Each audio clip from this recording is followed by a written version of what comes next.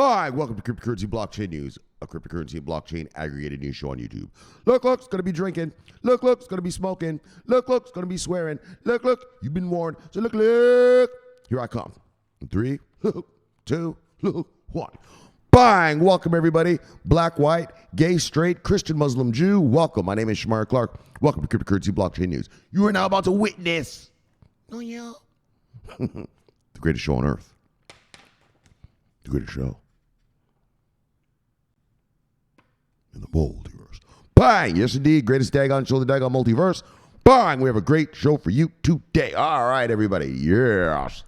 All right, everybody. Good to be back. Good to see y'all. We have a lot to talk about, so we got a lot to talk about. A lot of shit's been going down. A lot of good shit.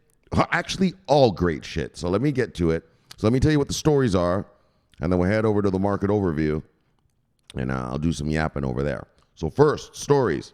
Ernst Young is starting a carbon emission tracking thing on Ethereum. Bang! We're going to read about that. You know Ernst Young, one of the top 4 auditors in the world. You know that they back Ethereum extensively. They're promoting Ethereum to all their clients who want to get into public blockchain. And so here's a little something they're about to do. And then IOTA, bang! We have a little update on IOTA. We've read about the EDAG, the autonomous robots that are going around, that are going to come out. Well, they've started to test them. Actually, on the streets of Frankfurt, Germany. The Germans! So, the Germans have begun and using IOTA, and we're going to, for their autonomous vehicles, and we're going to, and then this. Look! It's Chainlink to the rescue. Look, it's Chainlink to the rescue. Chainlink, and this is mega. This is huge. This is exactly what Chainlink is built to do. So, SWIFT. We all know who SWIFT is, the Society of World Inter-Financial Transactions or whatever it's called. Bang! Is going to use Chainlink for a test. Now, it's only a test. But they're going to connect over 12 financial institutions to the blockchain and start transferring stuff through with it. Through the blockchains and using Chainlink for that. Yes, told about Chainlink. Chainlink to the rescue. You know, blockchains do not create data, right? A blockchain is a ledger. A ledger is something you write on, right? It doesn't produce something. A ledger is something you keep records of. Well, anyway, Chainlink is an oracle, and they're going to they're going to facilitate transferring digital assets amongst banks and financial institutions. Bang! Well, the test. They're going to test it first. So this is the test. We're going to read all about it. And then we're going to do the shout-outs and daily summary as per usual. So let's proceed how we proceed with a bang! And then we head on over here and we do a little bang! Let me make sure this is working. And then we do a little bit of refresh. Get that fresh data. Oh, yeah, get the fresh chicken. Whew. All right. Looks like Bitcoin took a little tanking right there in the past few hours. Today, Fed Reserve numbers came out. We're going to talk about that in a second. But all right. Price of Bitcoin, $25,022. When I left you last time, a month and a half ago. Sorry, guys, man. Shit. All right. When I left you last time, we were at 28,242, so we have gone down. Yeah, we have gone down $3,220.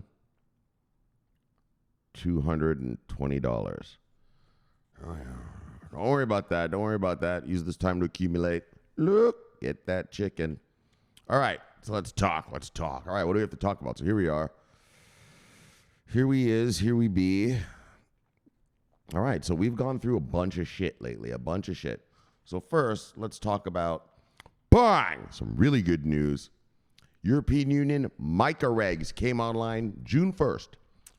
Now, right now, well, okay, and I'll just talk to you also. China and Hong Kong came online also on June 1st. June 1st, I recommend we call it Crypto Legitimacy Day. The day two major economies, obviously European Union is, I think, the 3rd largest economy, just behind America and China, right? I might be a little wrong. They might be 4th, but I'm pretty sure they're 3rd. And so right now in Europe, cryptocurrency is legal. All the rules, all the regulations are made. Europe has opened its doors, and it said, all right, if you want to sell crypto to our people, you just got to be regulated. You just got to get certified in this and this. You got to have the right insurance. You have to have the right consumer protections. All right, we'll let you serve the chicken. We'll let you sell it to the citizens. So, and China. Who saw this coming? We've been watching China on this channel, China and India, like hard, right? If you don't know, why do you care about China so much? Well, because 1 in 5 people on Earth are Chinese. Okay? 1 in 5. Yeah, that's 20% of Earth in that one country. Now, we've been waiting for India, too, because India also, 1 in 5 people on Earth are Indian, right? Between China and India, that's 40% of all of Earth citizens. You know what I'm saying? So, obviously, we want them here, they're citizens here buying this stuff and driving up the prices, right? And so China, bang, has arrived. Europe, bang, has arrived, and it's official. So now, why aren't prices going up yet, Shomari? All in due time, brothers. All in due time. It takes, okay, now that the regulations are here, now all the lawyers for the different firms are going over the laws and seeing what they can do. So if I'm an exchange and I want to sell futures contracts, Bitcoin futures, Ethereum futures, or whatever. All right, now I've got to go get, I've got to configure my company in such a way that it's legal, and now I can offer those futures contracts, right? You don't have to worry, can I do it? Yes. You can offer futures. You just got to do it in a regulated, licensed, regulated manner. And so those things take time to build, right? So today is June 14th. So the regs only came in 14 days ago. So it'll take a few months before we start seeing, futures contracts, swaps, options, in the 401ks, crypto in people's 401ks, crypto at your bank. You'll be able to hold it at your bank, stake it from your bank. Nice and safe. If anything happens, no problem. Here's your money back, sir. So that's beautiful. And the Chinese, the same thing. Now, China is a little different. China is limiting the cryptos that can be sold in China, right? So it's like the government is checking that these cryptos are not just some rug pull, right? So, and that they're worth something, like they're worth using, right? And so there's a limited list, but the list will grow, the more, they investigate some of these companies. Remember, crypto, it's not crypto. These are just distributed ledger technology companies. And these little tokens we buy are just things to use on their blockchain, right? And so China's making sure that everything they let their citizens buy is legit. You know what I mean? Like, they're not going to allow, I don't know if they'll allow, like Shiba and Dogecoin. You know what I mean? Like meme coins and stuff like that. But if you're a company that your blockchain is making money and your blockchain actually has a use case, it's useful, China's letting it go through, letting it be sold and everything. So it's amazing. Crypto is now legit. All right, it's legit in Europe and China. And like I told you before, it's a copycat world. The whole world sees China getting blockchained up. Well, not blockchained up, but allowing blockchain to be sold and bought and all that. And they are actually blockchaining up, using blockchain. And they see the Europeans doing that while the investors in other countries, beg their politicians to allow it. And so it's a copycat world. If I'm a country, if I'm, Kenya, Kenya's up and coming right now in Africa. A lot of investment from China, so it's booming right now. Yeah, and I want to allow crypto. Yeah, I just adopt what the Europeans are doing. you tweak it a little bit here and there. Maybe not this much taxes, or maybe less taxes, or maybe this or that insurance or whatever. But overall, you've got the blueprint now, right? Europe has provided the blueprint. China's is a little different because China is a controlled economy, so I doubt people are going to copy the Chinese version of crypto regs. But the European, bang, if you have a free market, well, the Europeans have a free market, and you've got the template.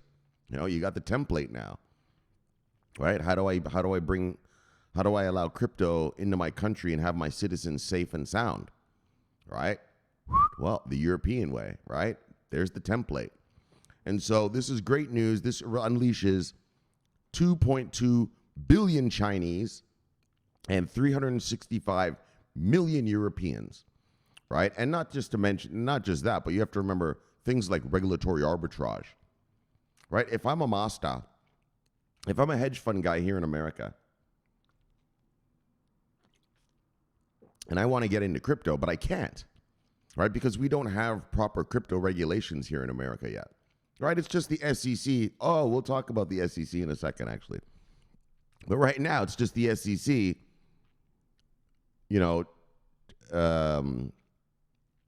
regulating through enforcement, basically. Hold on, sorry, one second. Regulating through enforcement. And so, as a hedge fund guy, you don't know. Yeah, well, in 1 month, is this, as a hedge fund guy, you say to yourself, okay, if I buy my clients, I don't know, $1 billion worth of Chainlink or something.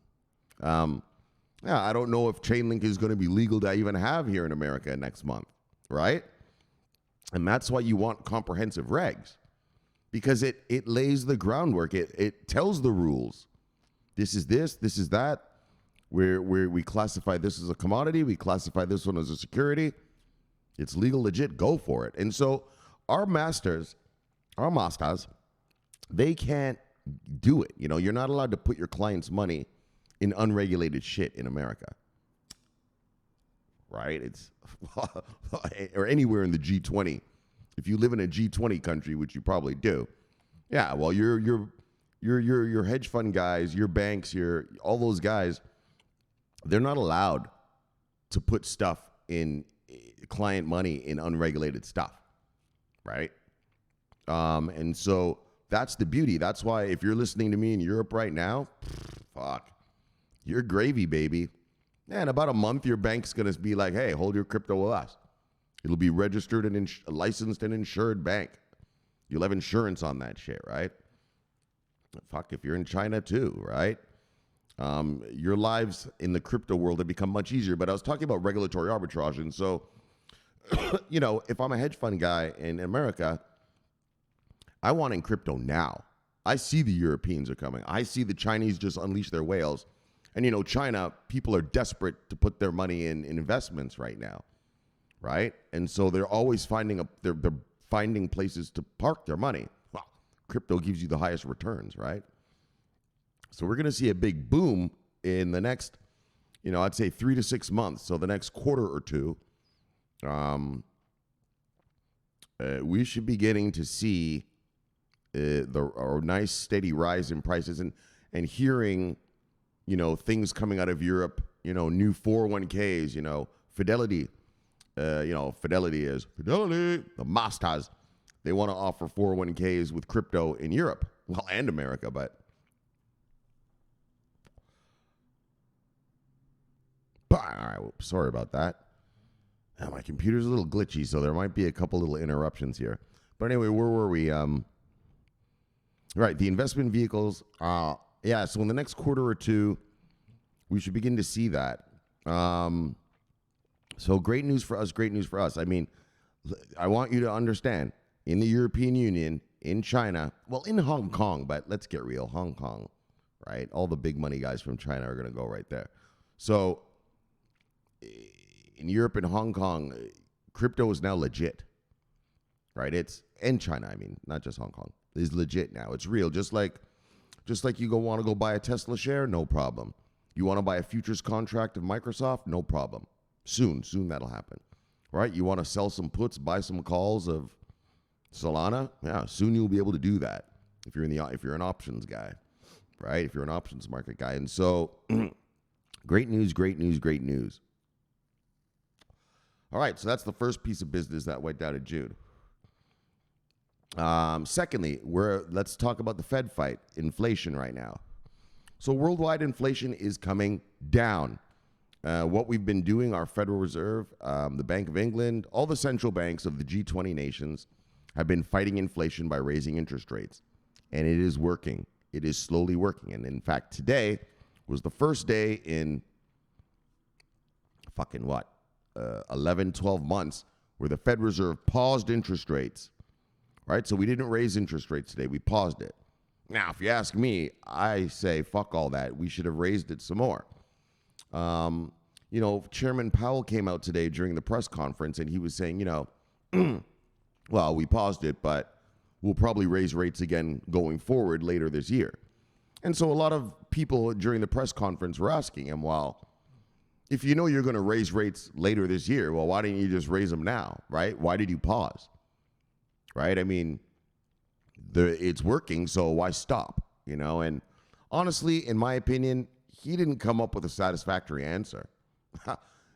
He just kind of jib-jabbed around that answer, we're just going to take a look and blah, blah. That's a bunch of bullshit because you already know you're going to raise rates later this year. So why'd you do this time? I think it was to give the Wall Street boys a little breather. In the housing market, a little breather. And all credit instruments, a little breather, personally. Because you're going to raise it again later this year. So why didn't you just get it over with and do it today, right? And so, but the stock market boys like it. I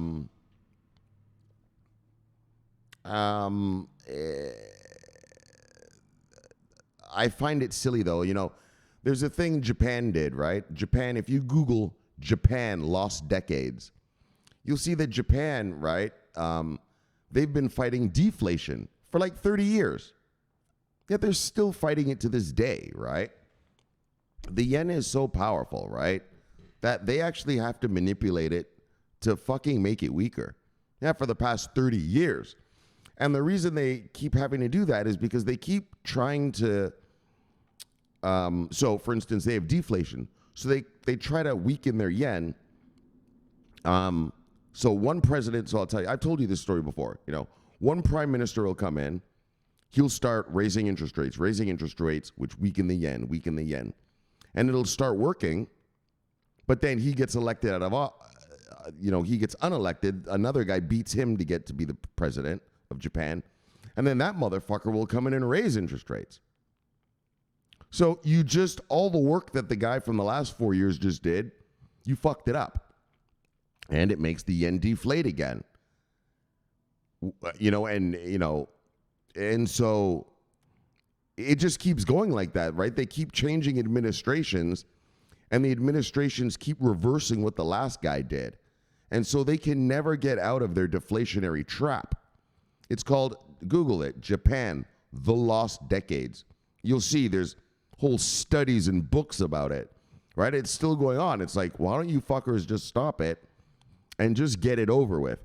And so that's what I fear. Honestly, I'm not going to bullshit you. Today's move reminds me of that. You know what I mean? Everything's working, right? You're killing inflation. Inflation is going down steadily. And then all of a sudden you're like, oh, we're going to pause. Why? Right? We need to get down to 2% inflation. We're still at 3.9, I think, or 4.1, around there. High threes, low fours. Yeah, well, give it a couple more blasts and get us down. And then we could stop raising interest rates altogether. Right? We can even start lowering them again, like shit, fuck. Right? So, and I fear, so that's what I fear is that just like the Japanese who, it starts working for them, but then another administration comes and fucks it up. I'm a little nervous that, not too much. I mean, I don't want you to start like getting nervous, but, so I guess I shouldn't use the word nervous, but I have a slight anxiety that, look, man, you should have just kept pounding it. Right? I'm an inflation hawk. Let's get it over with so we don't have to talk about this inflation shit anymore. And we can get back to markets that just keep pumping. And so that's what happened with the Fed today. I don't like this month's particular move of pausing, but overall, what we're doing is working. I mean, what was really good when that came out was the PPI numbers earlier this morning.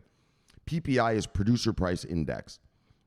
So basically, it's inflation, but for business, right? How much does business pay for products to build? So let me put it this way.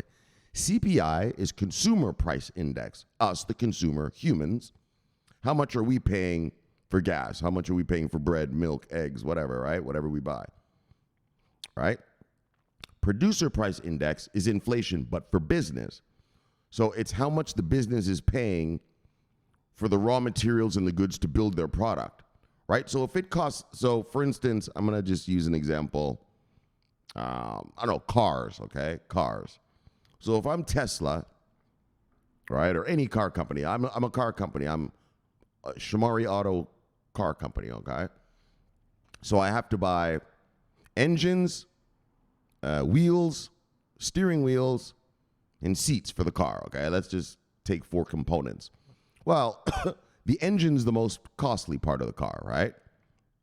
You know, and then the tires, steering wheel, and furniture inside, not furniture, but the fucking seats inside are the other components, right?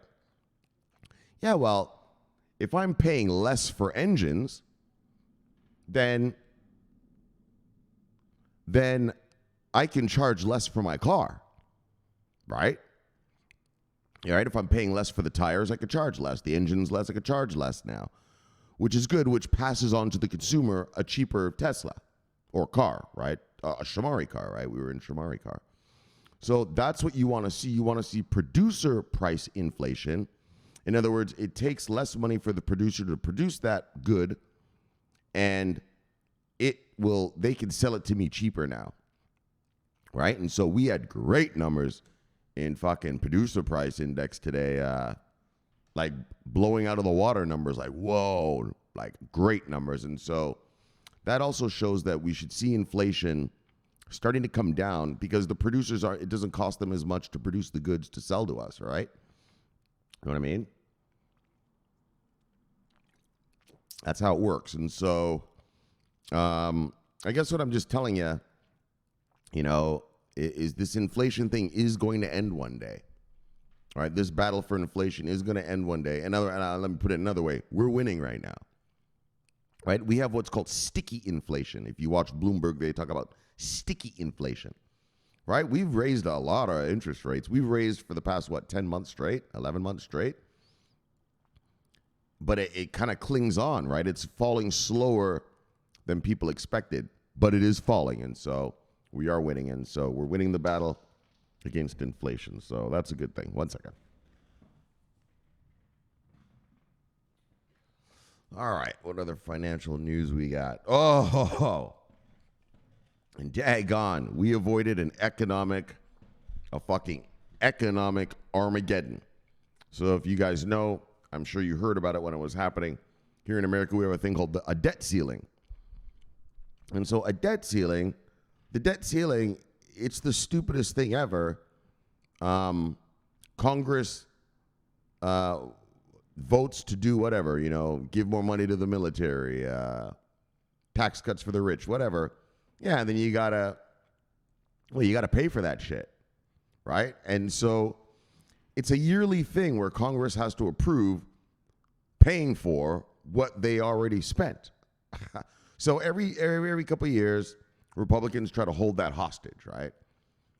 They'll try to get the Democrats to like cut Social Security or, you know, cut Medicaid or, you know, they try to get the Democrats to cut stuff that they don't have the balls to actually approve of cutting in legislative fashion, right? Like the Republicans are never going to say, yes, cut the Social Security bill.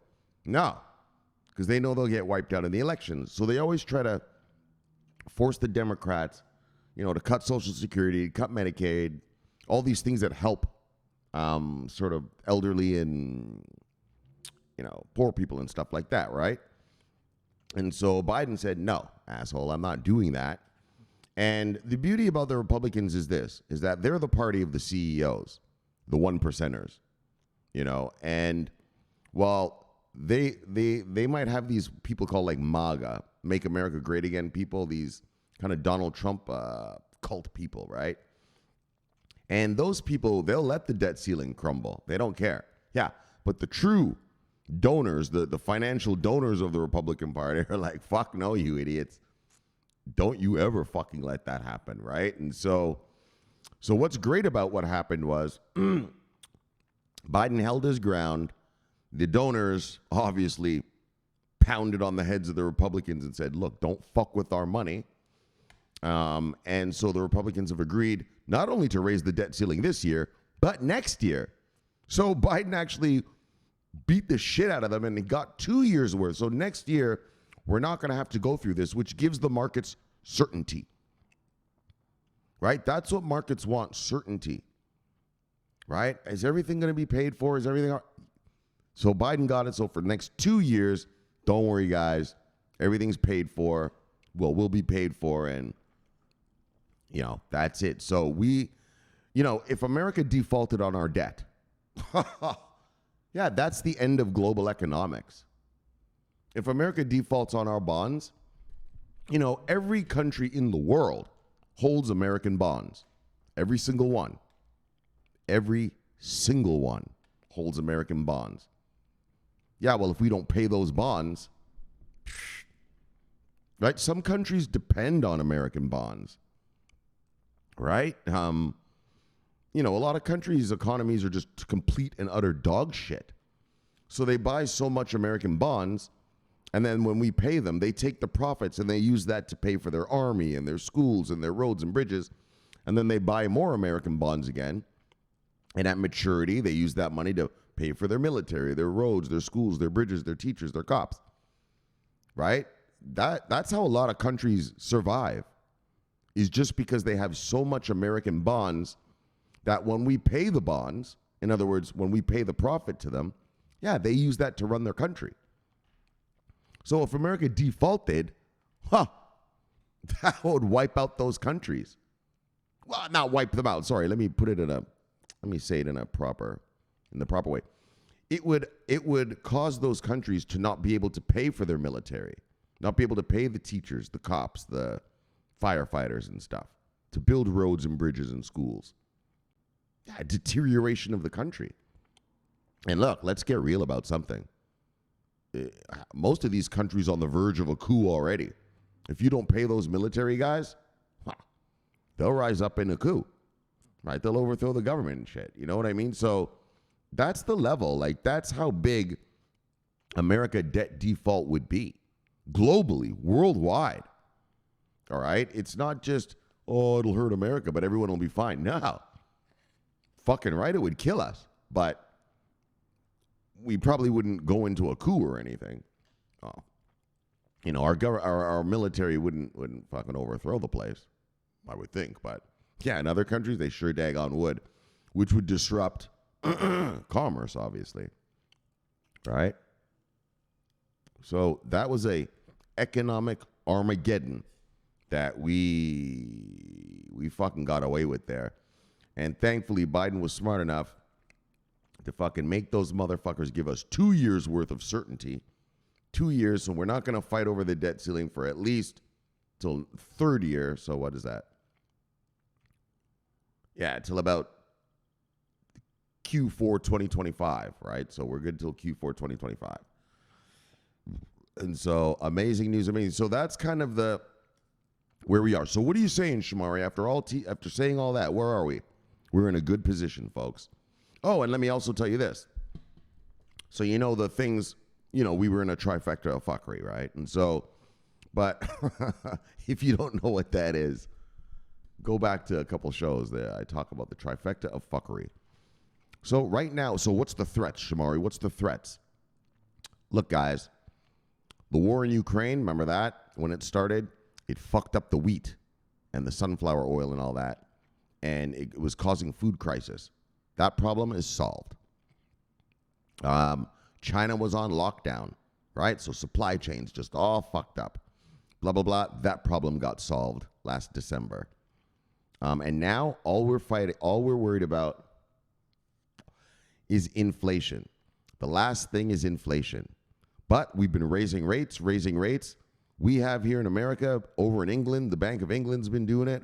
In Europe, the ECB, European Central Bank's been raising rates. BOJ, you know how those Japanese be. They always fuck around, but they raised a little slightly. And so, Bank of Canada, Bank of Australia, Bank of New Zealand, all raising rates. So we're driving inflation down. The war isn't over yet. The war with inflation isn't over, but it's going in our direction. So overall, things are looking bright. Things are looking very, very, very bright. We have no more sort of,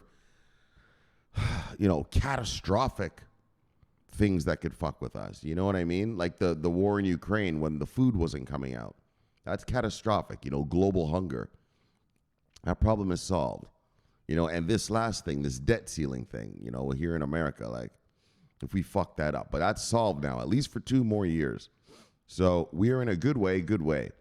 And the Europeans are online now with crypto, and China is online now with crypto. And so those are 2 major financial centers of the world, and number 2 and number 3 economies of Earth, just behind us. And so expect to see investment vehicles coming out and stuff like that. And the market's rising. So the crypto market's rising. Well, and the stock markets and everything rising over the next few months, in the next quarter or 2. Okay. So that's where we're at on a macroeconomic level. All right. So I've talked a lot right there. And so what I'm going to do is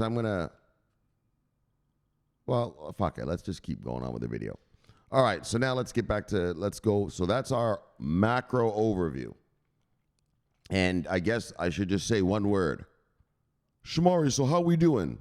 We're bullish, brother. After all that yap. So what does it all mean, Shomari? Bullish. That's what it means. It means accumulate. We're bullish. We're bullish now. All right?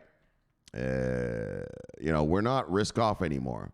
Like, we're still risk neutral, but it's more of a neutral on the upside, right? It's not, people aren't sort of scared anymore, right?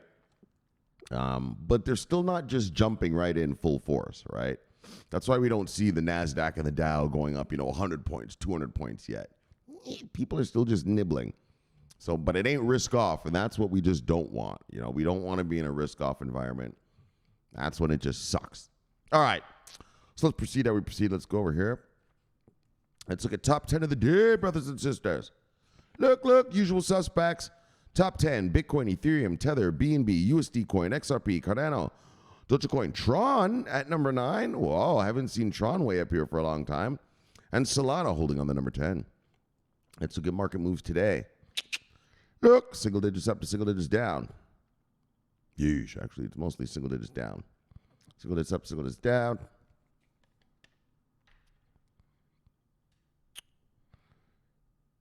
Single digits up, single digits down. Yeah, it's all single digits down, single digits down. Single digits down. Single digits down. 2 single digits down. All right. Let's see who lost money today. As I just said, everybody. But let's see who lost money today. You see anything on here you like, go get it, because it's on sale. Oh, yeah, it's on sale, fuckstick. Shomari, but it just went down. Right, so it's on sale, idiot. Go get it. You can afford more of it today than you could yesterday. All right. Get your mind right, son. Get your mind right. All right. All right, top 10 losers, top 10 sales. Curve, DAO token, XRP, Toncoin, Apecoin, Sui, Immutable, Mina, Stacks, Flow, and EOS. Let's look at who made money today. Probably just stablecoin shit. Yeah. All right, Trust Wallet token, Uniswap, Unisyd Leo, Gemini Dollar, Tezos, Terra Classic, Pax Gold, TrueUSD, Tether, and USD Coin. Let's see what the total market cap is. All right, we're at least at a one-piece chicken. Look, if you're new to this channel, let me tell you something. In life, sometimes you get the chicken. Sometimes you only get the feathers. All right. And I'll leave it at that. All right. For the brothers who are always here, you know what I mean. Look. All right. So when I left you, look, total market cap is $1.028 trillion. When I left you last time, we we're at $1.161 trillion. So we have gone down. 0.133 trillion dollars. All right. Let's see what the 24-hour volume is.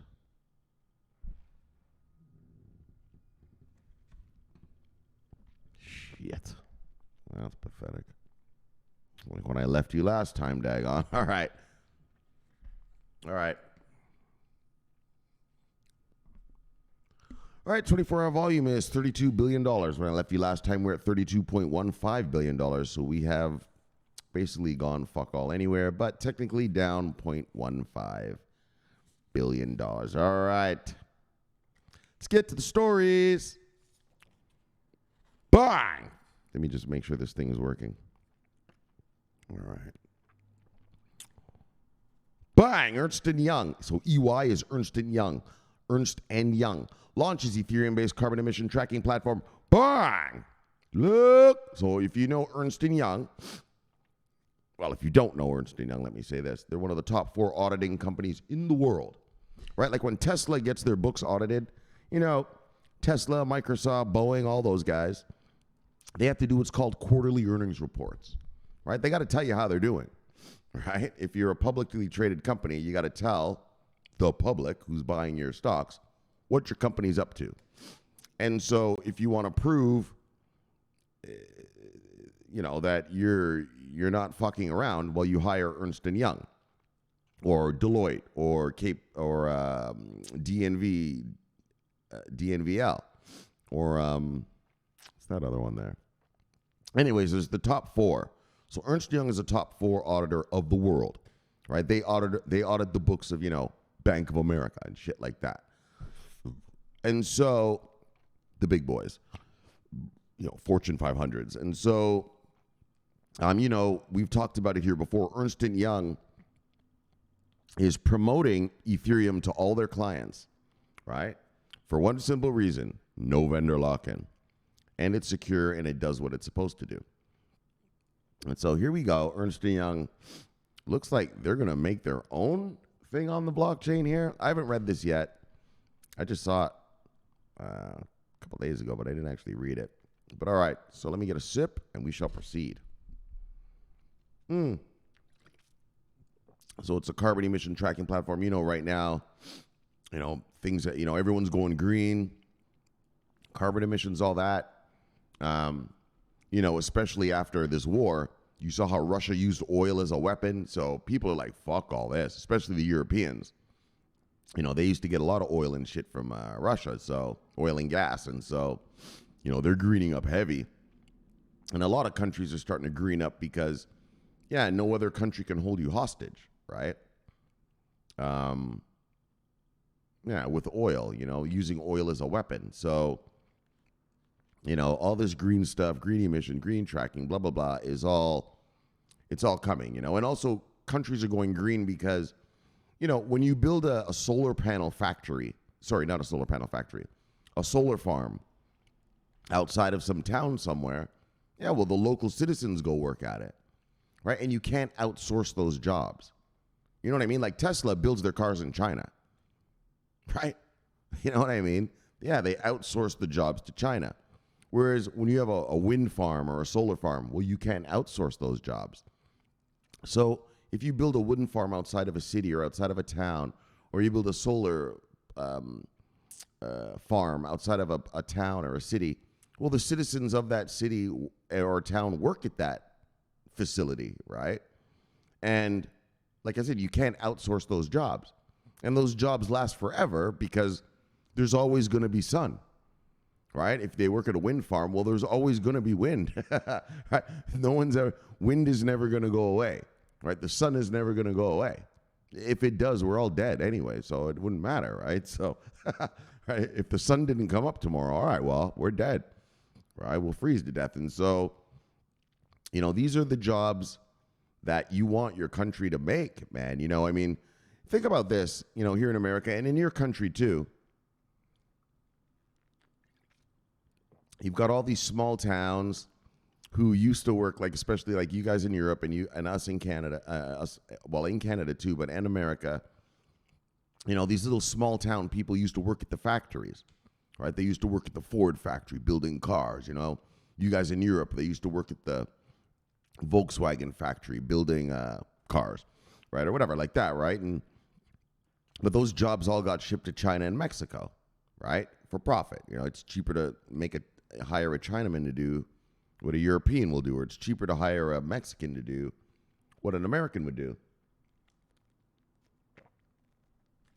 Yeah, but with green jobs, you can't outsource them, right? Because the power grid, the what do you call it? The windmills, say a wind farm's power grid is connected, right? You can't take those jobs to China. And so that's why a lot of countries are greening, not just because of, global warming and stuff, which is obviously the real point, but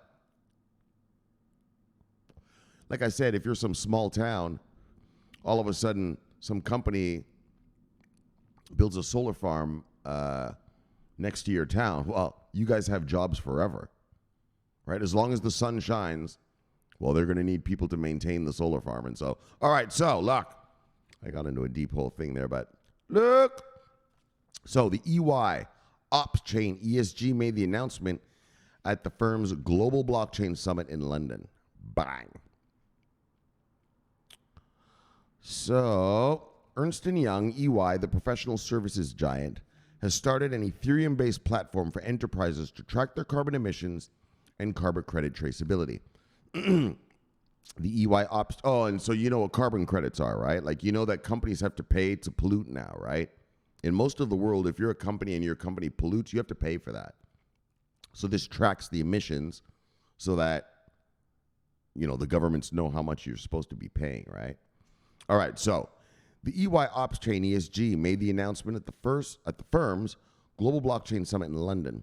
The platform is now available in beta version on the EY Blockchain SaaS platform. The system uses carbon emission tokens developed by standards body, the Microsoft-backed Interworked Alliance, part of the Global Blockchain Business Council, of which Ernst Young is a member. Let's get rid of that.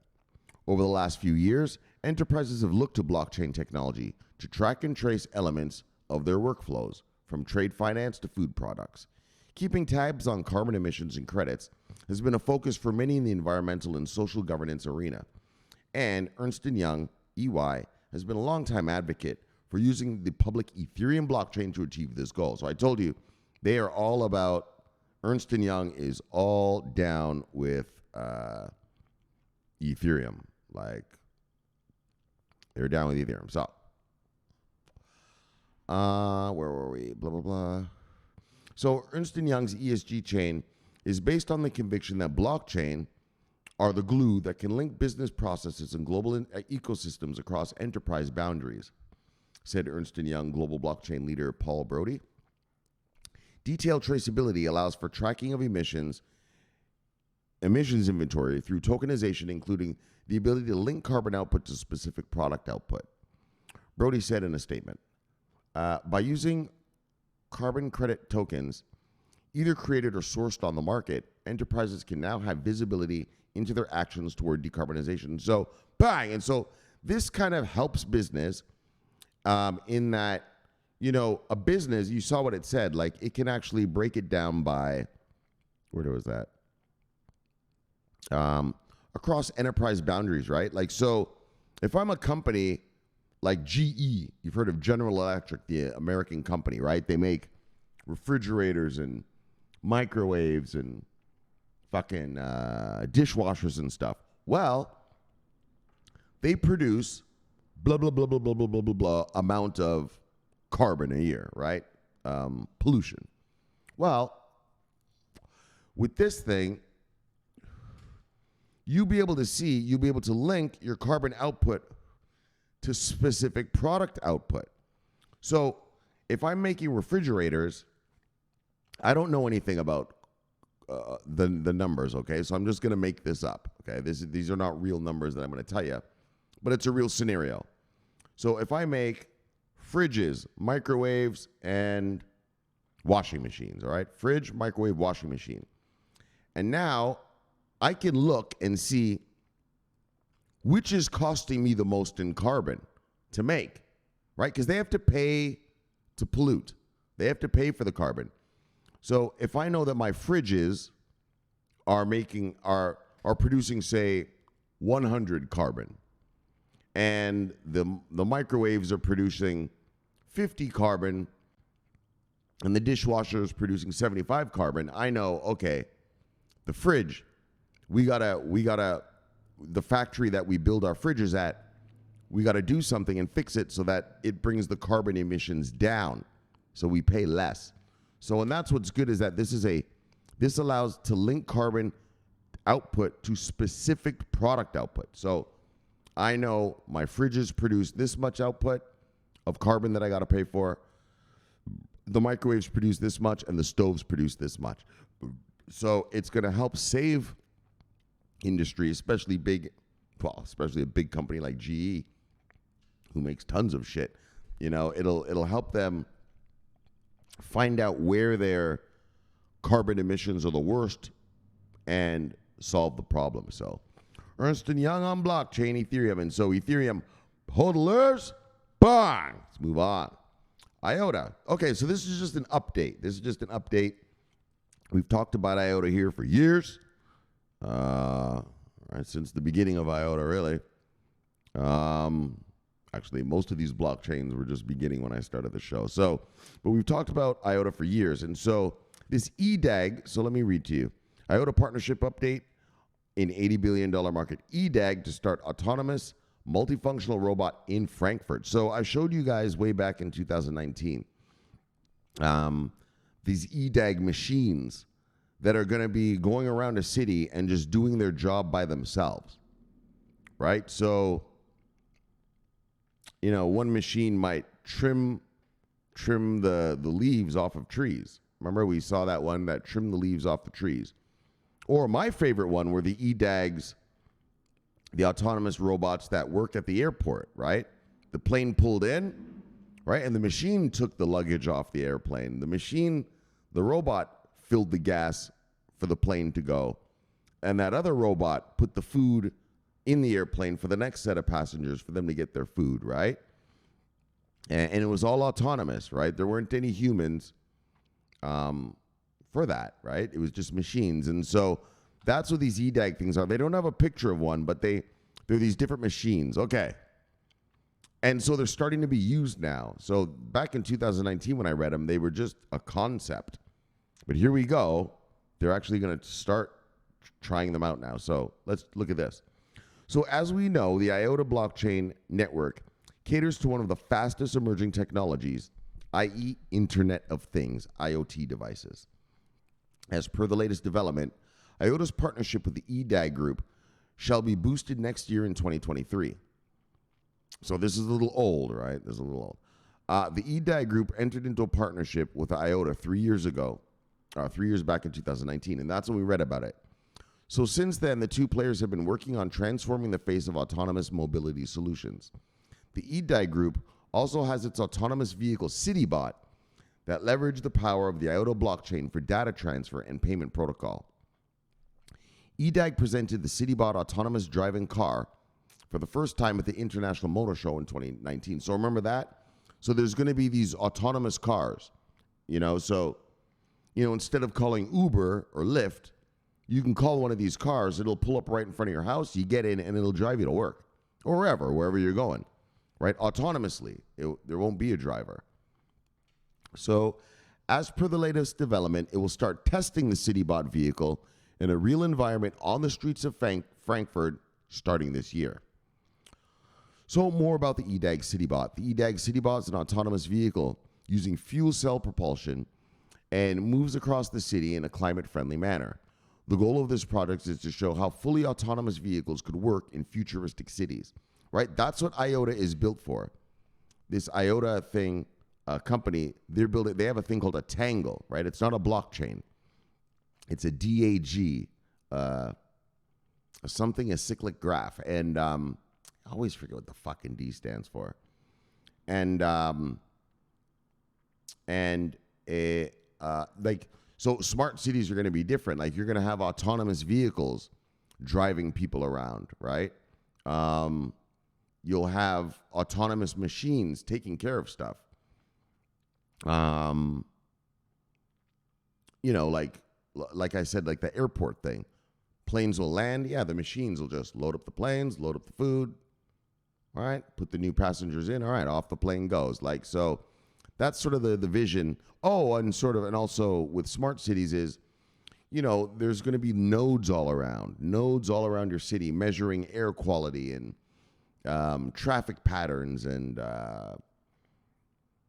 just all sorts of little shit, right? And feeding it to some sort of central hub where the humans will decide, whatever they're going to decide, right? And so that's what smart cities are. That's what's coming.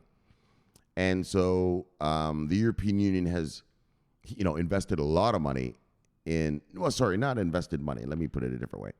A lot of time with IOTA. They've already tested 5 smart cities with IOTA, right? And they love it. And so, let's get real. The Europeans on the cutting edge. The Europeans are cutting edge. You know what I mean? These guys are trying to use tech to better the lives of their citizens and all that. They're not fucking around. Actually, and neither is China. And that's probably why. They're the two economic centers that have already jumped onto blockchain and jumped onto the crypto and regulated crypto for their citizens to invest in because they see the advantages. They know the efficiencies and the securities and the cost savings and everything that blockchain can give you. They're going full force, right? Look, they already tested IOTA for smart cities back in 2019. This EDAG thing came out in 2019, right? The Europeans are way ahead of everybody in terms of like using it for their citizens, whereas the Chinese Communist Party, they more look at blockchain to help secure their government networks and stuff, right? Let's do things over blockchain. Well, America can't hack us, right? They can't hack the blockchain, right? And take our secrets or whatever. And so, China and Europe have been at the forefront of not just, so they're at the forefront now of regulating it. So now average consumers like you and I, we can now invest in this space. But they've been at the forefront of actually using this blockchain stuff, right? Remember we read China's security establishment. They put it all on blockchain, right? So China, they have all their stuff, their security stuff on blockchain. You can't hack the blockchain. Yeah, in America, we have all our fucking security stuff, CIA, FBI, everything. Yeah, on regular computers. Yeah, a 14-year-old kid can take that shit, right? And they do. And so,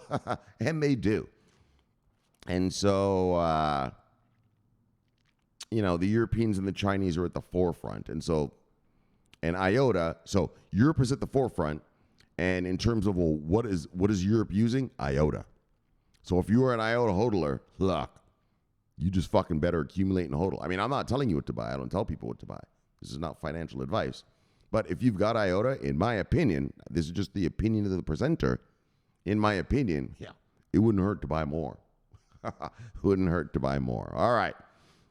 So where were we? IOTA is so amazing. It really is. It really is. It blows blockchains away. Like, it's almost free. You can't hack it or anything like that. It's 100% security. And the more stuff you put on it is the stronger and more powerful the blockchain becomes. Right? Blockchain has a problem. Sorry, it's not a blockchain. The tangle becomes. Blockchain has a problem with scalability, right? Yeah, well, IOTA doesn't have that problem. Their tangle doesn't have that. The more nodes and stuff you put on it is the better it works. Because there's like machine learning and stuff. And the machines help power the blockchain. All right. I'm sorry. It's not a blockchain. It's a tangle. Why do I keep saying blockchain? All right, guys. Let's just move on. So hold on 1 second. Let me make sure this is taping. All right. Bang. All right, we're good to go. So look, the EDAG Citybot is an autonomous vehicle using, we read that. Oh, here we go. The EDAG Citybot could be used for a variety of different applications, such as a group taxi, a cleanup vehicle, a supermarket hero. What does that mean? A delivery vehicle, or a party vehicle. In this case, the IOTA blockchain will play the role of maintaining secure communication and micropayments. As per the estimates, this project will contribute to an $80 billion in smart contract city revenue by 2026, just around the corner. So how's IOTA going to contribute? So the IOTA blockchain, it's actually a tangle, can play a diverse role in this entire process. It notes that there could be several service options offered on an IOTA-enabled marketplace, such as IOTA Industry Marketplace.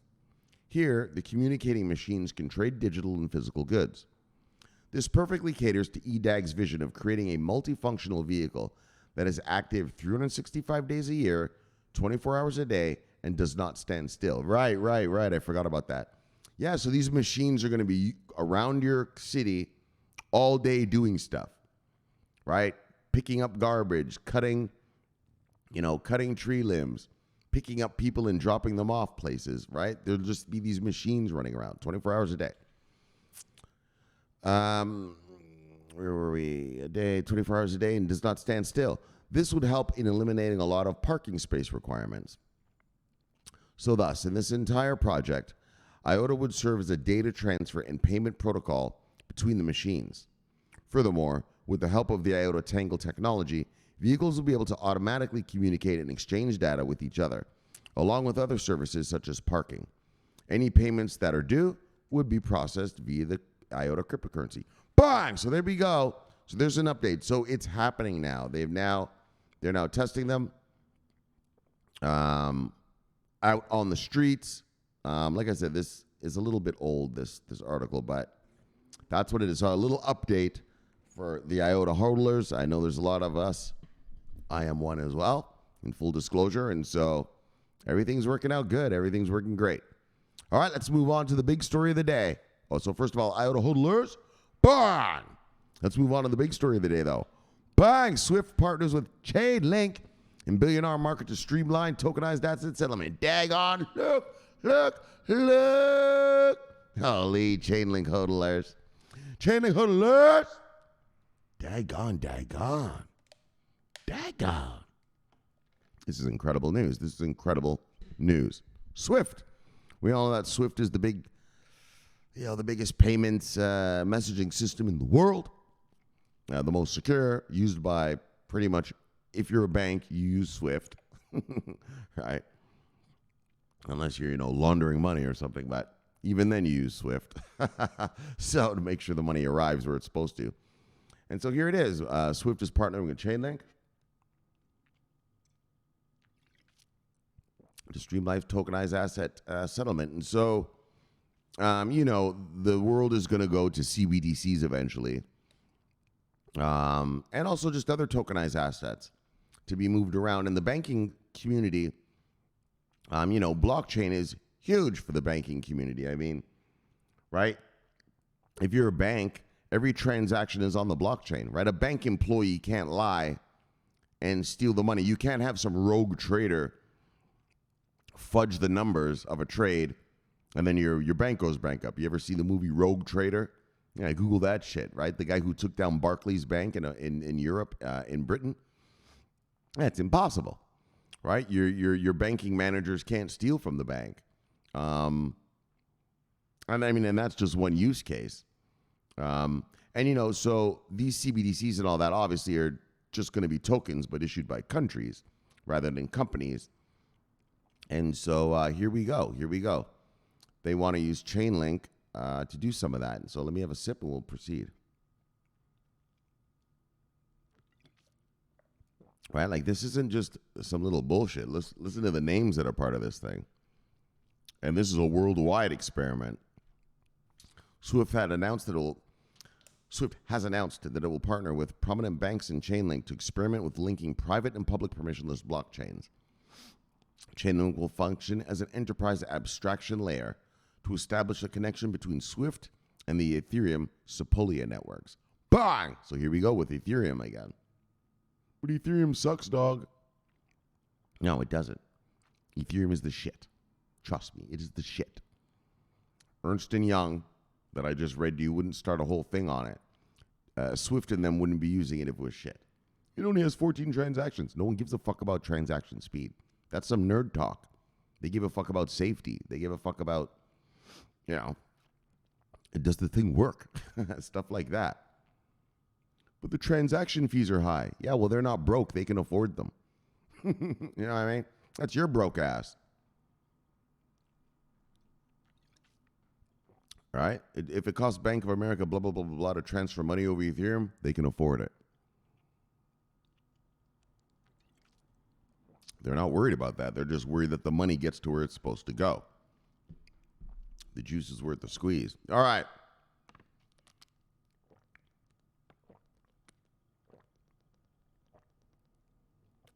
So, in a press release, the Society for Worldwide Interbank Financial Telecommunications, otherwise known as SWIFT, revealed that it will work with prominent banks and Chainlink, a Web3 infrastructure provider, to experiment with linking private and public permissionless blockchains. Right? So you guys know what Chainlink does. Chainlink is an oracle. Well, if you don't know what Chainlink does, Chainlink is what's called an oracle. They take information from the real world, so the price of stocks, and they funnel that information somehow, magically, onto the blockchain, onto a blockchain. So if I'm a DEX, a distributed exchange, but instead of like crypto crap, I am exchanging stocks. Well, I need to know the price of Tesla right now. I need to know the price of Microsoft right now. Or my customers do, right? They need to know what's the price right now. Yeah, well, Chainlink will feed that in a real-time basis onto your blockchain for your customers to be able to see what the price of blah, blah, blah is right now in real time. Remember this. A blockchain is just a fancy spreadsheet. I know I'm being a little mean right there, but technically that's all it is, right? A ledger, a distributed ledger. Right, well, what is a ledger? My father was an accountant, so I grew up learning about ledgers, debits and credits. And that's all a blockchain is debits and credits. Yeah, that's all they are, kind of. Like, it's really quite simple. But the stuff you can do on it by tracking those transactions and what those transactions are paying for, that's what gives a blockchain its functionality, right? It's like an operating system. For those of you out there who know what Linux is, right? Linux is a kernel, right? There's just the Linux kernel.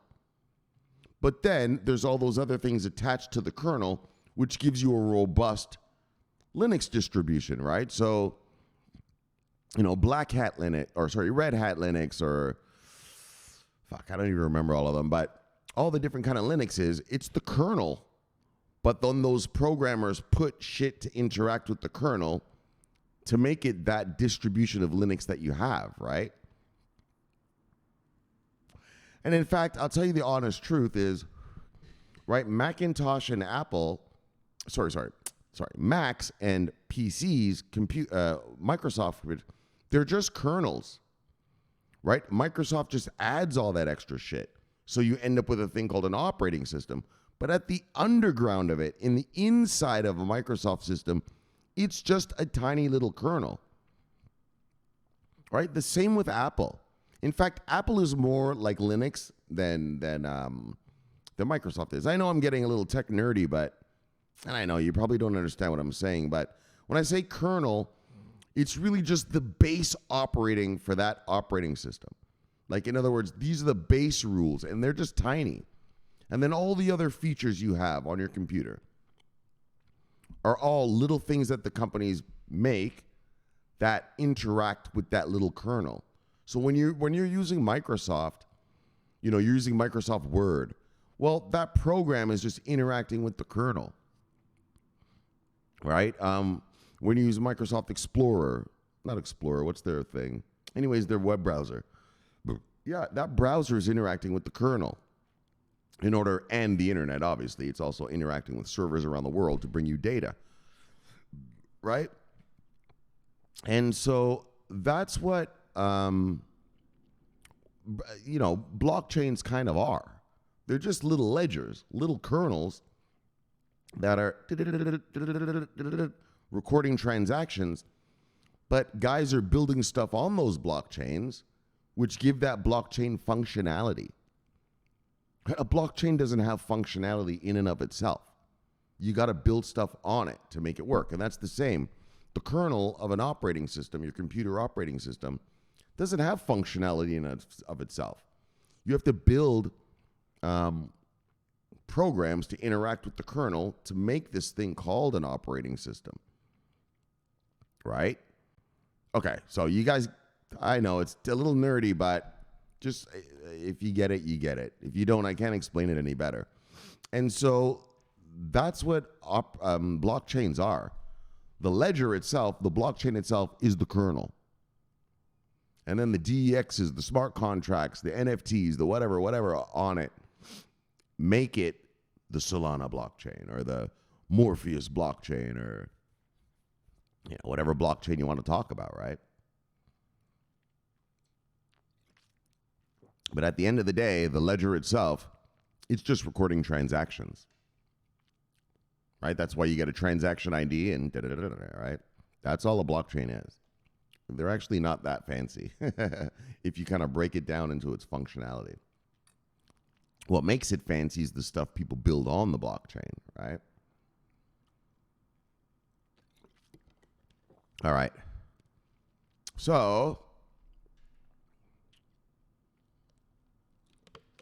the society revealed that it will work with prominent banks in Chainlink. Chainlink to the rescue. And that's the thing, see? That's the thing. Your blockchain doesn't create data. So in other words, for data to be there, you need an oracle. And that's where Chainlink comes in. Chainlink to the rescue. Look, it's Chainlink to the rescue. Oh, my son, you've got a blockchain. No data on it, and it's such a pain. You're looking down. You're looking sad and blue. Hey, don't worry, son. Call Chainlink. Look, they'll come to the rescue. Look, it's Chainlink to the rescue. Look, always to the rescue. Chainlink to the rescue, and that's what it is. Yeah, Chainlink will bring your off-chain data on-chain. Right? That song sounds silly, but trust me, what I just sang to you is the essence of what Chainlink is. Yeah, I got data for you, fuckstick. Lead me to your server farm, and I'll put it on there for you. Look, Chainlink hodlers, don't be afraid to accumulate, in my opinion, not financial advice. All right, let's move on. So SWIFT, a widely used global financial messaging system for international money and securities transfers, began conducting tests in 2022 to investigate how private blockchains used by financial institutions can work together with tokenized assets. Expanding on this previous endeavor, SWIFT is now broadening the range of its experiments to include public blockchains. Because remember this, I want you all to remember this. We are invested in public, permissionless blockchains, tokenized blockchains. Yeah, but the real industry guys and all that, they just have private blockchains, right? They still use the ledger, but just fuck all this tokenization and crap, right? And fuck letting people buy tokens off our blockchain. Like, no, they're internal private blockchains. And so what they want to do is they want to get those internal blockchains to talk with public, which is what we invest in, public permissionless blockchains. All right, and that's where we're going. So SWIFT widely So expanding on this previous endeavor, SWIFT is now broadening the range of experiments to include public blockchains. Moreover, SWIFT will leverage Chainlink's cross-chain interoperability protocol, CCIP. Bang! Remember those letters? C, bang, C, bang, I, bang, P, bang, CCIP. You're going to hear about CCIP all around the world. Trust me, when Chainlink gets unleashed. Chainlink has only begun. Chainlink has only begun. I know I've done a lot of Chainlink shows. Yeah.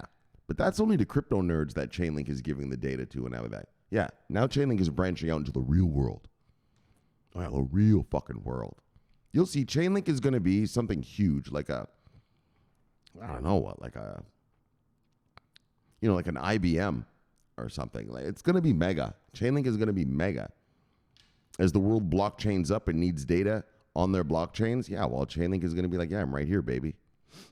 Chainlink to the rescue, fucksticks. You didn't know? Like, you better figure it out, son. I am the Oracle Master. Yes. So look,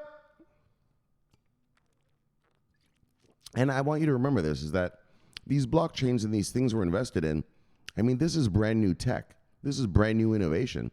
It takes a while for dumbasses and corporations and governments and institutions to figure out how useful this is. Shomari, man, I've been watching your show for 5 years, man, and where's the mass adoption? Where's the... Like, settle down. Settle down, brother. Takes time. All right, takes time. Nobody knows what the fuck this shit is yet. How to implement a blockchain for your company, right? What how can it serve me? How can it cut costs for my company?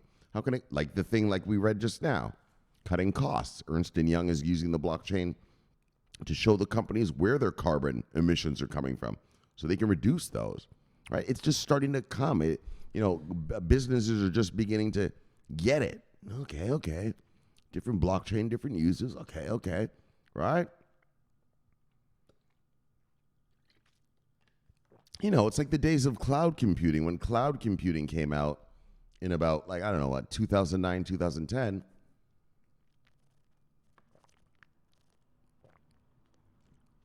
companies were like, well, why the fuck would I put my shit in the cloud? I've got a server farm. I'll keep my stuff on the server farm. But then Microsoft and IBM were like, well, look, you don't need an IT department anymore where you can just use the cloud. It'll save you this much money, that much money. It's secure, right? And so now companies, I'm sure your company, if you work for like a company like that, when you have meetings and you're uploading shit to your servers, they're not really your company's servers anymore. They're going to the cloud, right? And you can use different devices to access. Like if you're an employee, you're a worker bee, you can be on your phone and access your corporate cloud and work on your thing on your phone. Or if you're at home, you can use your laptop, get on the cloud, right? You could have done that even in the olden way when your company had server farms, but your company saves by not needing IT guys anymore, right? So these are the developments, the evolutions of innovation, right? How did we get there? What were we talking about? Oh, I hate when I do that. Anyways, just evolution. All right. So in the statement, Jonathan Ehrenfeld, who serves as the head of security strategies at Swift, stated, more institutions are beginning to... Oh, that's what we're talking about. Anyway, fucking don't worry. You got it. Okay, no. Let's talk about it. So that's what I'm talking about, right? Now every company has services in the cloud, right? Most companies that start now don't have their own private server farms anymore. Why? Right? It's the evolution of business. And I guess what I'm saying for you and I as investors in public permissionless blockchains, well, the companies are just learning what these blockchains can do. Companies are just learning what VeChain can do for them. Companies are just learning what IOTA can do for them. Companies are just learning what smart contracts on Ethereum can do for them. Companies are just learning what energy savings and blah, blah, blah can be done for them on, Morpheus or Energy Web or something, right? They're just learning. And so it takes a while, right? Remember this, the dot-com bubble was an 8-year run. I mean, that was the bubble in price, but you have to remember dot-com started in the 80s, right? Companies didn't even know, well, what should I do with this thing called a computer, right? Because back in the 80s, a computer was just a super expensive typewriter, right? It didn't have all this like now, right? There was only like a word program and done, right? So, it takes time for industry to see the benefits of a new industry and how that industry can help their industry. And so that's what's happening right now where all the big industries around the world are looking at blockchain and asking the question, how can you help me? How can you help my company? How can you make us more secure? How can you make us more efficient? How can you help me save costs? Right? They're beginning to ask the question. Before, they didn't know about blockchain. They just heard about this thing called Bitcoin and were like, well, fuck all that. But no, Bitcoin's more than just Bitcoin. It's a thing called a blockchain. And there's many companies that have blockchains. And those blockchains can service your company, your industry. Okay, you get it. All right. Let's move on. So it's the evolution, it's the evolution of adoption. Remember when the internet first came out, only news organizations and universities had websites back then. If you're my age, you remember, right? Yeah, now every fuckstick has your local corner store has a fucking website now, right? Because it takes time to adopt. Well, what can you do for me? How can I service? Well, if you're a mechanic, sir, and people see you've got a website, they can see your service, they can see the product, the services you offer, right? Right? It takes time the internet took time to get from the big institutions down to the individual person, right? Now a person gets T-shirts made and builds a website for it, Whereas back then, yeah, you couldn't afford that. All right. So look, in the statement, Jonathan Ehrenfeld, who serves as the head for security strategy at Swift, stated, more institutions are beginning to explore how to serve customers on both permissioned and public blockchain networks like Ethereum. The partnership involves prominent financial institutions. Listen to these names. The partnership involves prominent financial institutions such as BNP Paribas, bang! BNY Mellon, bang! Citigroup, bang! Euroclear, bang! Six Digital Exchange, which is the Swiss Stock Exchange, bang! Well, the Swiss Digital Stock Exchange, bang! And the Depository Trust and Clearance Corporation, bang! Bang! Let me bang it even. Look! Bang! Bang! Bang! Big names, big boy names. Big boy business, big boy names. Right? The titans of enterprise. Oh, yeah. They're titans. They're titans of enterprise, motherfucker. BNY Mellon, oldest bank in America. Look!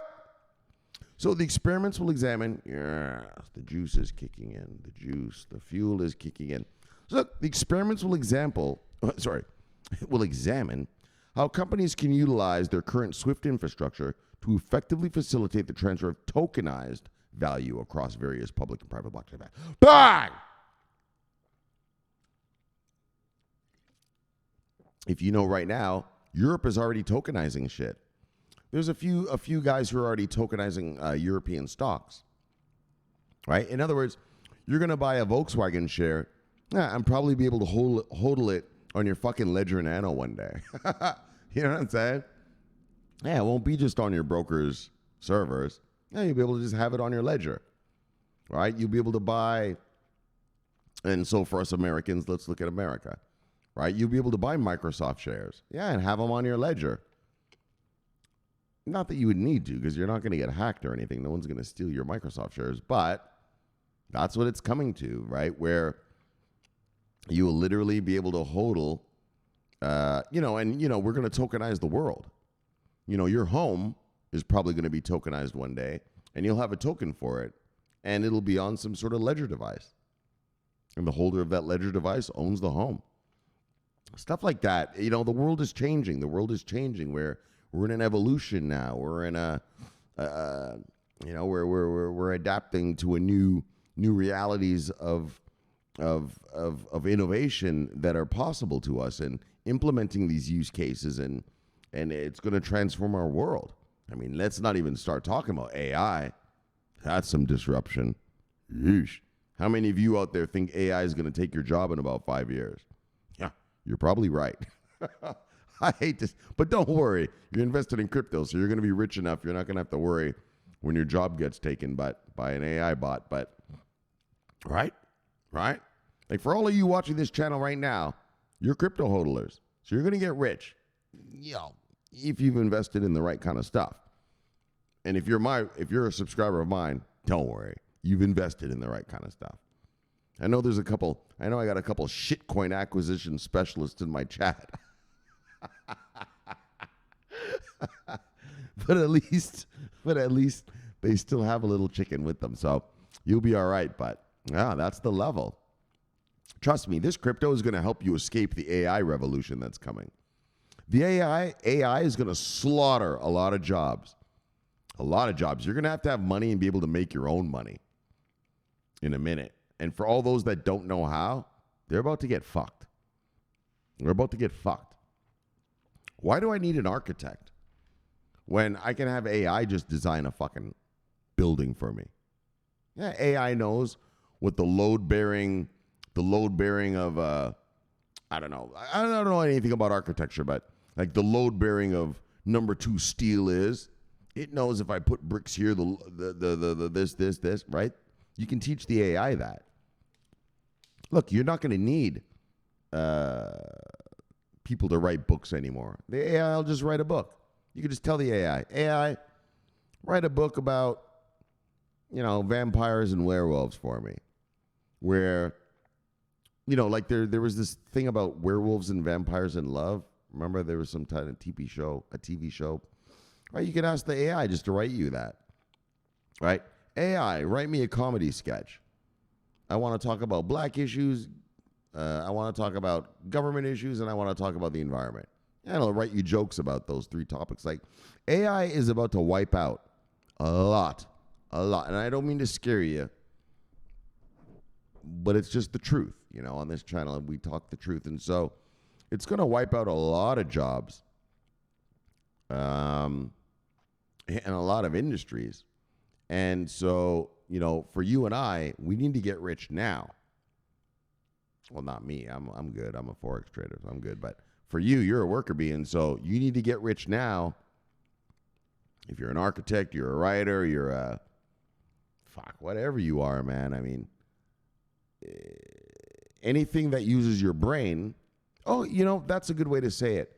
Any job where you use your brain, AI can do it. Right? So, in other words, in any job where you need to use your hands, well, AI can't do that. Right? If I need someone to come and fix my fridge, well, AI can't fix the fridge. That guy's going to have a job. But if I need if I need someone to do my taxes, AI can do that for me. I can just punch in the numbers to the AI. The AI will just, all right, here's your taxes, Shomari. You owe 10 grand instead of 11, whatever, right? And I know it's fucked up. It's fucked up to hear that. But that's the truth. Brain jobs are going to be gone because brain jobs, AI will be able to do. It's those worker bee jobs, like the real worker bee job. I mean, guys who, AI will never be able to fix your toilet. You know what I'm saying? AI will never be able to, build you a new deck in your backyard, right? AI, AI will never be able to replace police officers. I mean, but they probably will have some fucking AI robots maybe one day. So I don't know about that, but AI will never be able to replace your fire department. You need guys there putting the water on the fires, right? But if you use your brain, AI can take over your job. Because isn't that what it's called? Artificial what?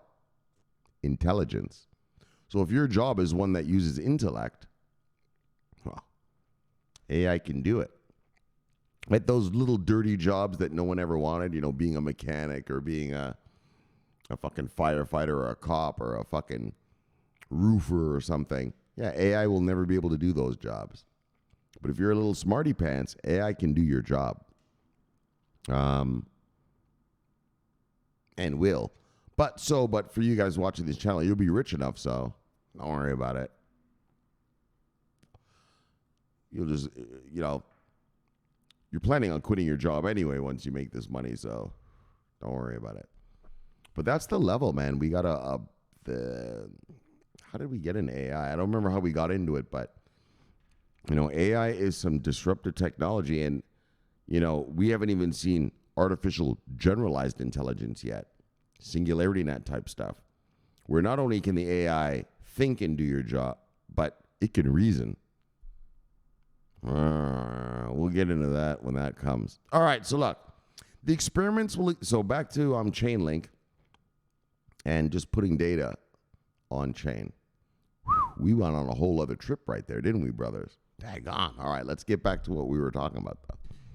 So the experiments will examine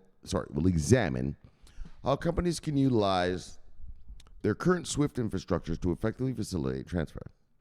The experiments will showcase 3 specific use cases, with the initial one involving transferring tokenized assets between 2 wallets within the same open blockchain network, specifically the Ethereum Sepolia testnet.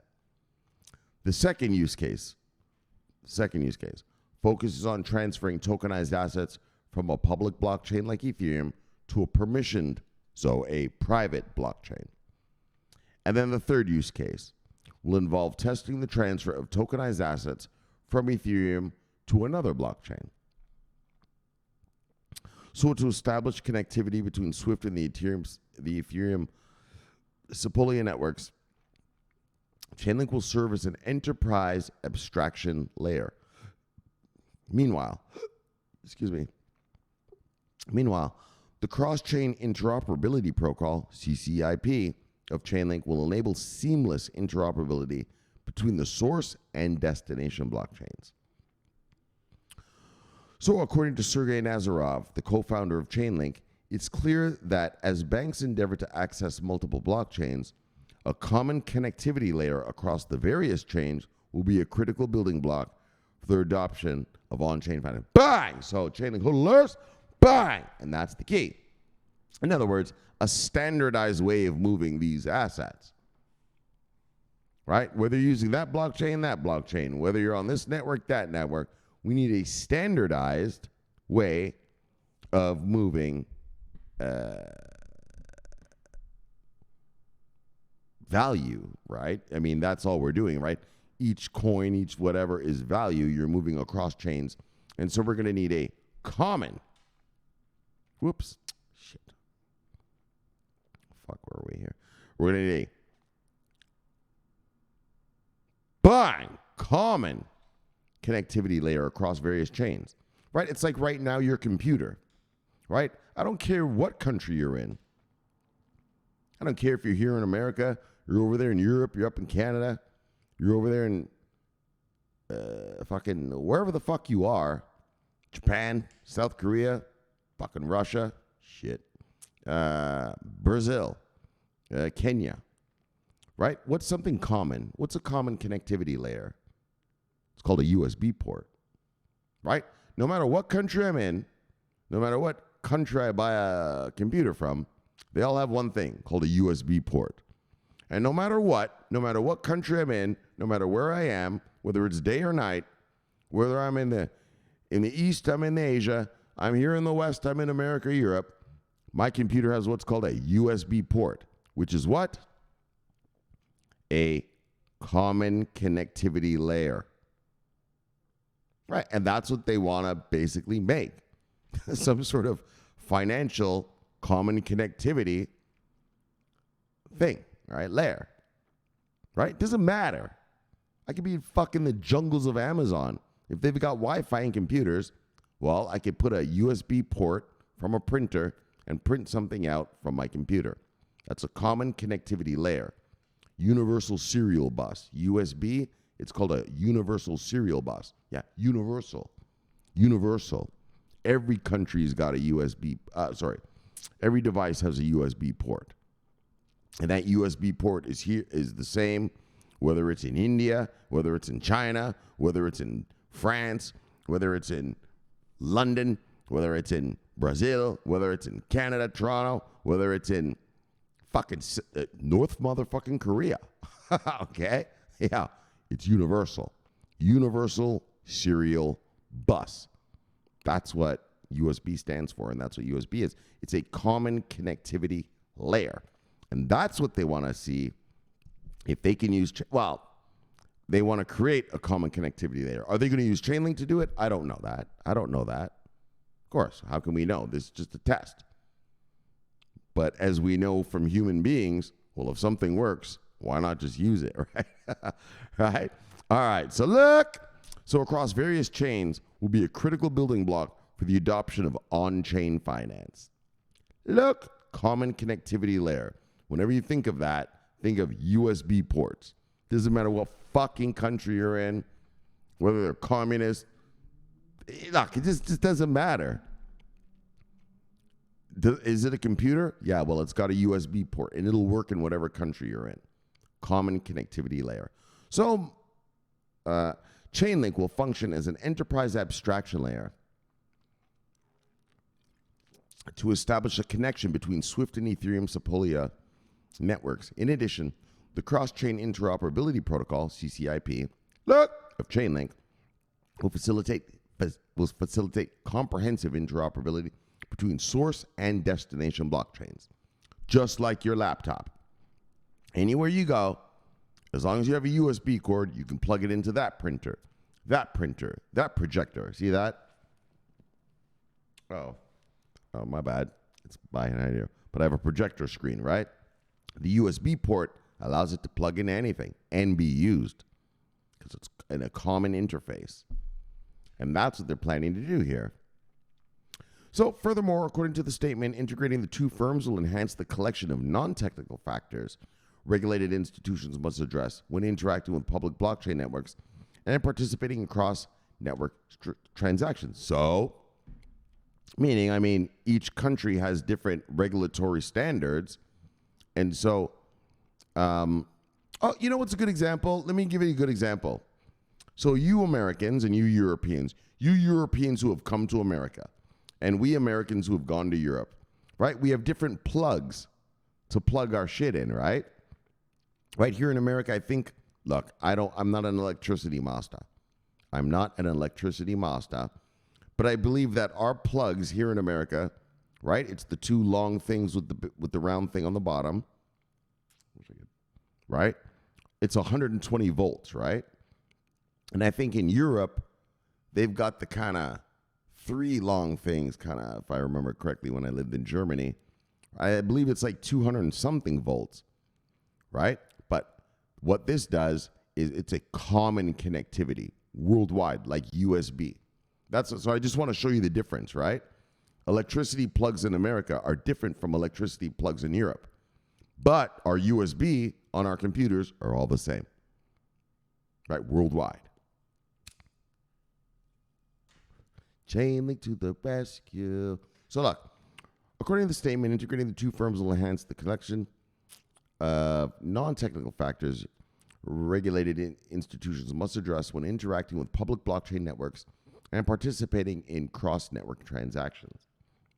So these considerations will encompass various operational, compliance, and regulatory challenges. Exactly. So, in other words, you'll have your public blockchains, the ones we invest in, and then your private blockchains, but they're going to come up with a standard in which they can both communicate, right? Just like our computers. You got a Mac, you got a PC, you got a USB port, you got Bluetooth, they can communicate, right?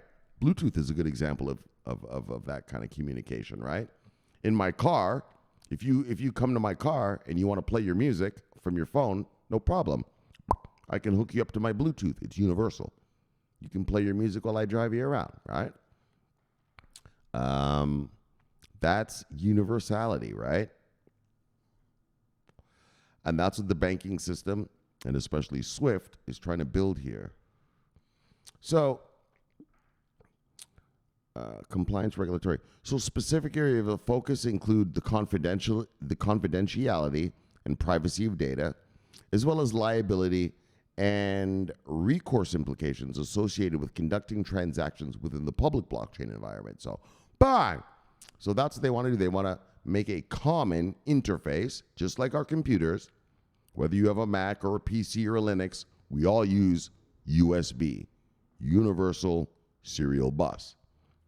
And that connects us to whatever printers or or scanners or photocopiers we want, right? And the same with Bluetooth, right? Bluetooth, it's a common standard that connects us to anything that's Bluetooth enabled. And that's what they want to do with this. They want to use, in banking, they want to make it so that blockchains have a common standard, a secure, obviously, standard for transferring digital assets, right? And they're using Chainlink right now to test so that countries will be able to transfer to each other seamlessly. Corporations will be able to transfer seamlessly. Do you get it? You guys get it, right? It's seamless, just like USB, just like Bluetooth. Whether I have a Bluetooth phone from America or I have a Bluetooth phone from Thailand, I can Bluetooth you a picture. You know, hey, man, you want this picture? Yeah. I'll send it through Bluetooth, right? It's common. And that's what it is. And so we're going to expand a little bit more, though. We're not done with this story yet. Bang, chainless holders, I'm not done with you yet. Bang, I'm not done with you, bitch ass. Bang, settle down. Bang, we're going to talk a little bit more because this article is the same article, but it gets into a little bit more detail. And so, you know, sometimes I like to hit the same story, but from a different angle, right? All right, so look. So we're going to skip the all right, let's just read it. Swift and Chainlink will test connecting over a dozen financial institutions to blockchain networks. So in the news, we read this, but we're going to do it again. Depository Trust, Australia, New Zealand, BNP Paribas, BNY Mellon, Citi, Clearnow, blah, blah, blah. So it's worldwide, they want a worldwide common interface, like a USB port, but just for moving digital assets around. So let me I'm just gonna cherry pick what I want to read to you here. I'm not reading you the whole article. I just want to cherry pick. Hold on. So these are the institutions, bang, that are part of it. So obviously mega banks, mega institutions. All right. So they're all testing this through Chainlink.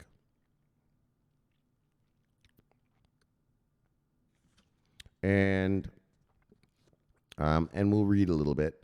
So in capital markets, there is a growing view that blockchain technology could generate efficiencies and reduce costs. And an amplified settlement processes could attract more investors into the private markets as well as increase liquidity, Swift said in a release. So not only is this an important move for financial institutions, but it also represents a significant step for the crypto industry.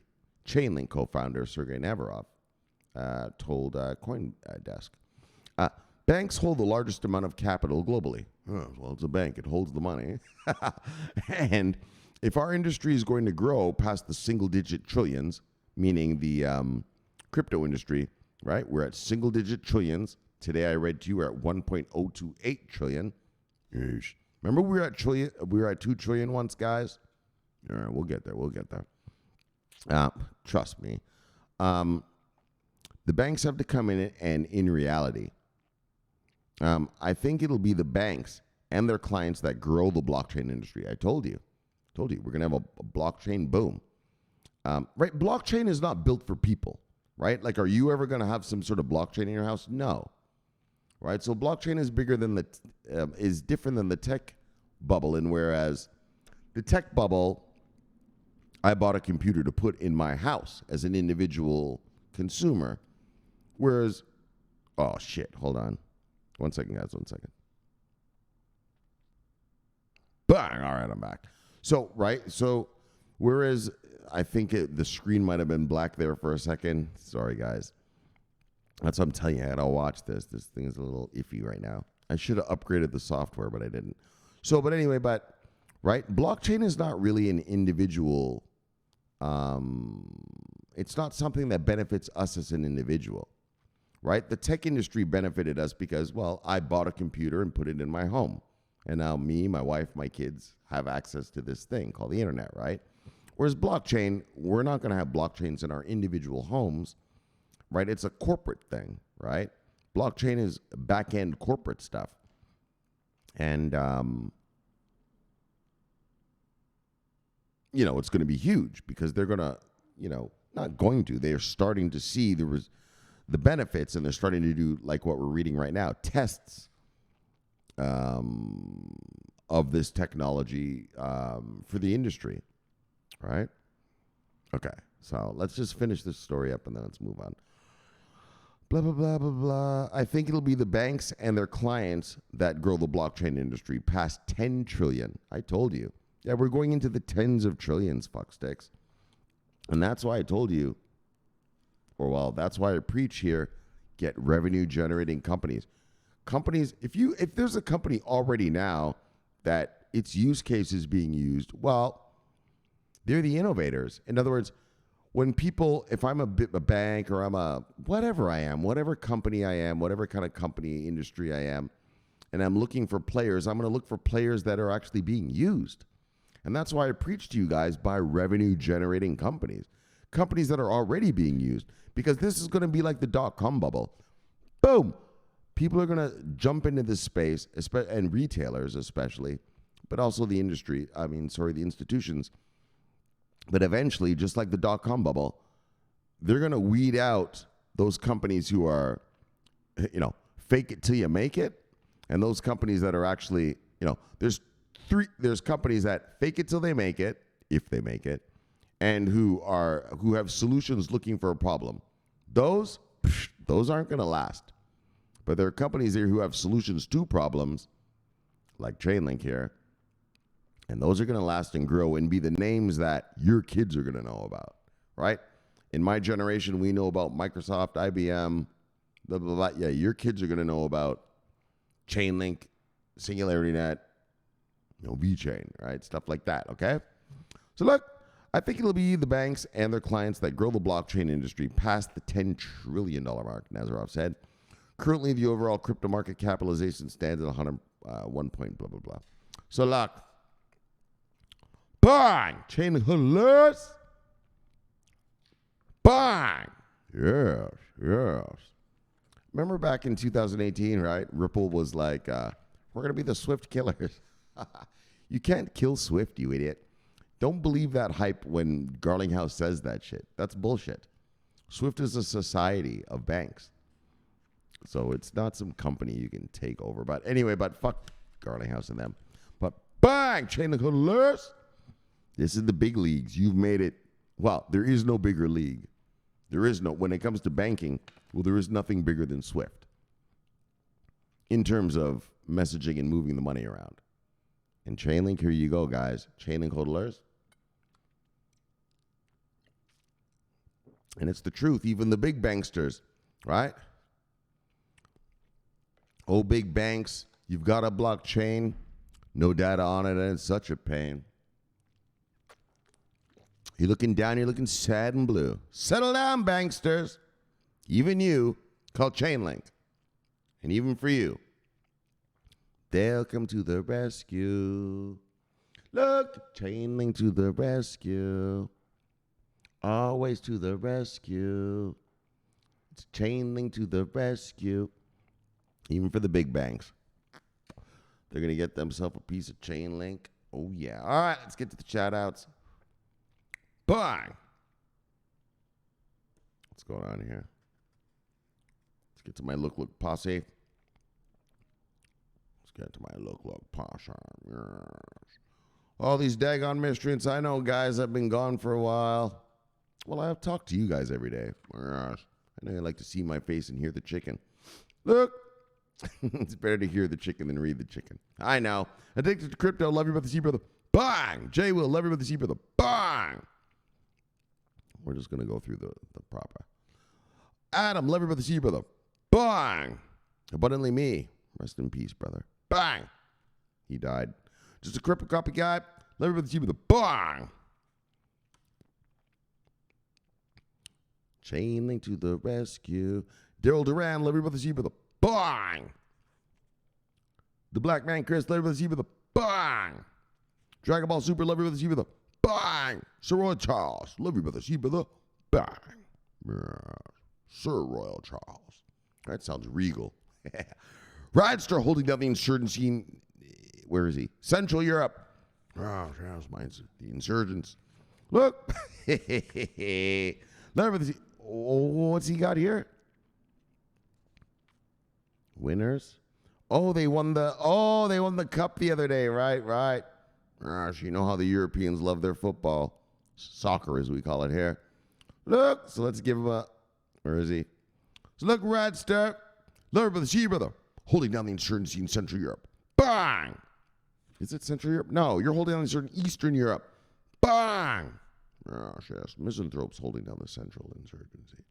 Super huge. Let everybody see, brother. Bang! Robbie Hardaway, my buddy from the multiverse. Let everybody see, brother. Bang! Holding that chicken hard. Patty, love your girl, see you girl. Bang! Couscous Ethereum. Love everybody, see you brother. Bang! Kenneth, love everybody, see you brother. Bang! Fuck, we still gotta meet up and go out for a drink, you fuckstick. Melvin K, love everybody, see you brother. Bang! The mayor of Matic. Look. Bang! Love you, brother. Sunny, Spy Lady, hope you're doing all right, lady. Love you, lady, see you, lady. Bang, the assassin. Oh, yeah. She'll get you. She'll get you. Right, she doesn't have to work too hard right now because everyone's accumulating, right? Her and Robbie Hardaway, times are easy. Times are easy for them now. They don't have to go around doing so much work for the posse, for the crew, for the CB News family. Look, Chief Bivizo and the Pascuayaki tribe. Love you, brother. See you, brother. Love you, Chief. See you, Chief. Bang. Deborah, she's real, everybody. She's not real. She's real. Say her name 3 times in the mirror. You see how real she really is. Love you, Deborah. See you, Deborah. Bang. Don't kill me, Deborah. Van Brinen. Oh, shit. We got a Van Brinen today. Hold on. I got to make sure this is taping. We got to get this. Oh, hold on. I got to pause. Look how dark my face is. Hold on. Bang. Welcome back. All right. I had to get the studio lights on because we got to get Van Brinen. Look. Michelle. So this is Van Brinen. So this guy right here, if you're new to this channel, this guy right here, he's a murderer. He's a killer. He doesn't fuck around. He stays in his basement. Man, it's been a good 5 years. Since 2018, he's been down there. You know, before testnets even came online. Oh, yeah. His mom's worried for him. She doesn't understand.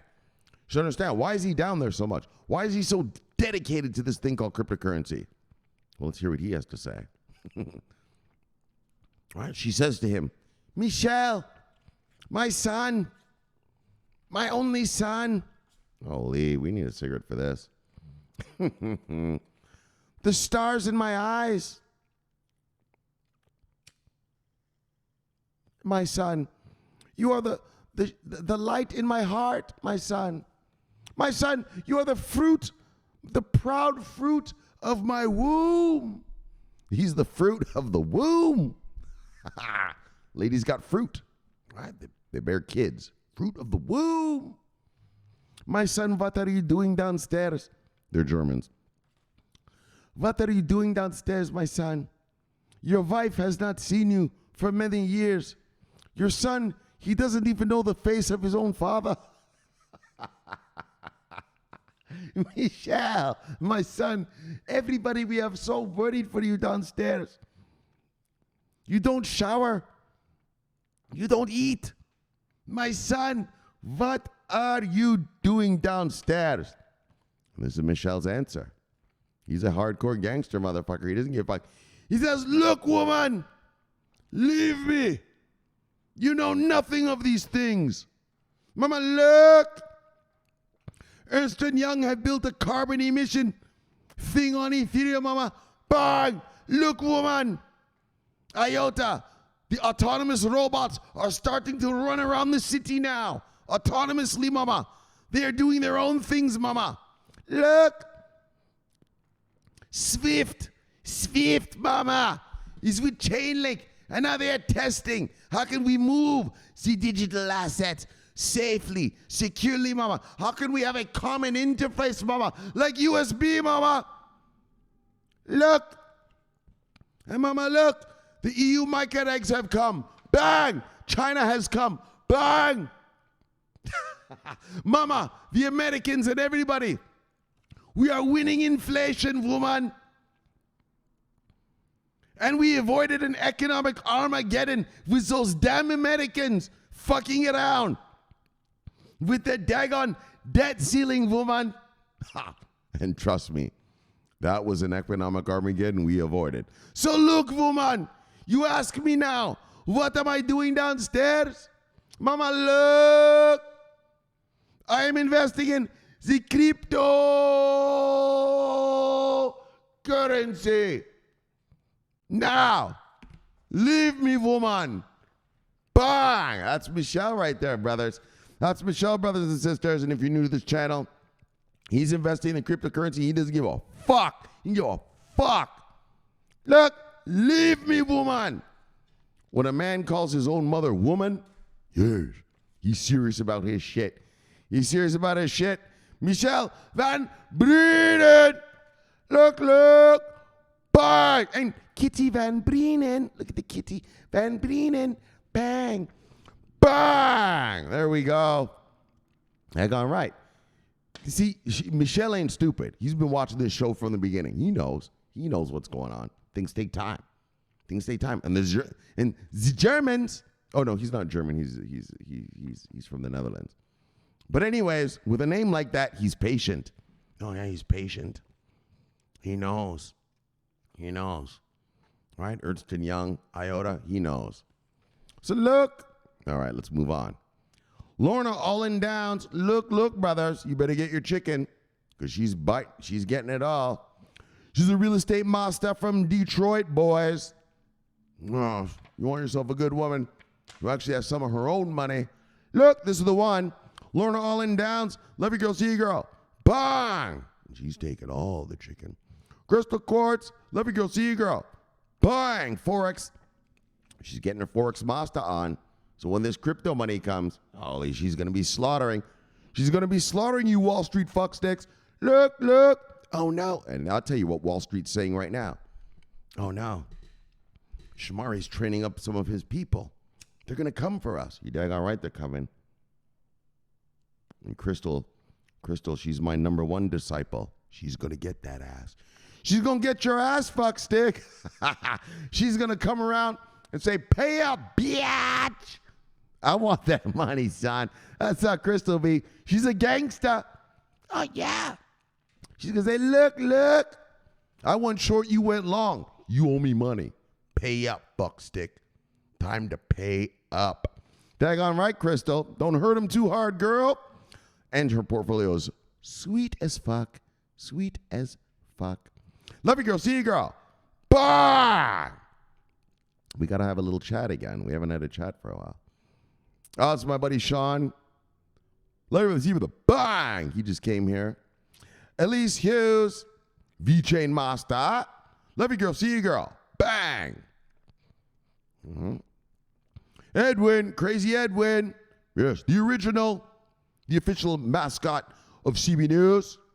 Look. And he's the only Twitter shih tzu. Oh, yeah. So look. Love you, brother. See you, brother. Bang. The original. Bria.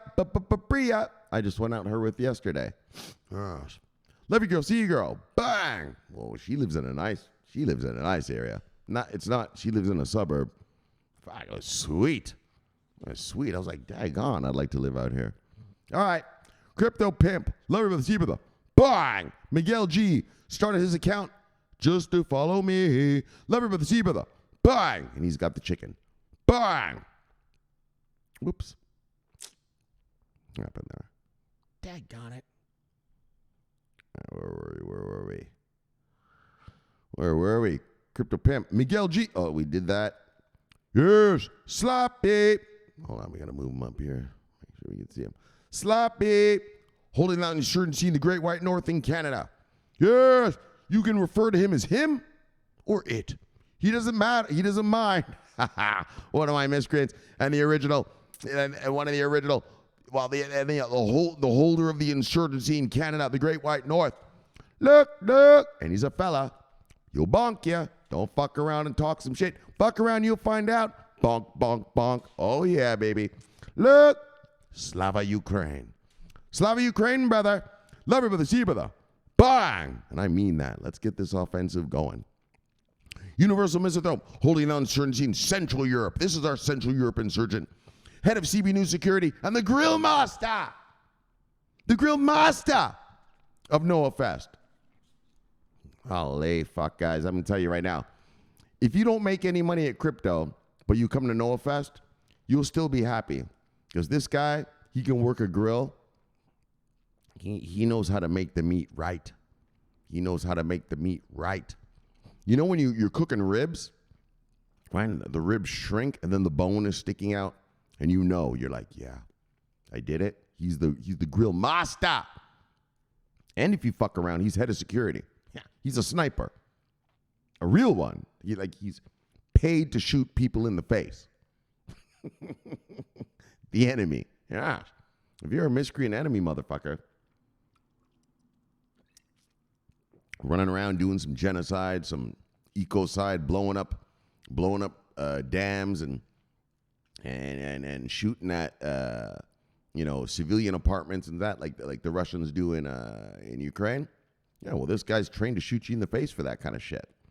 Doggone right, miscreant. He's judge, jury, and executioner. He's the judge, jury, and executioner.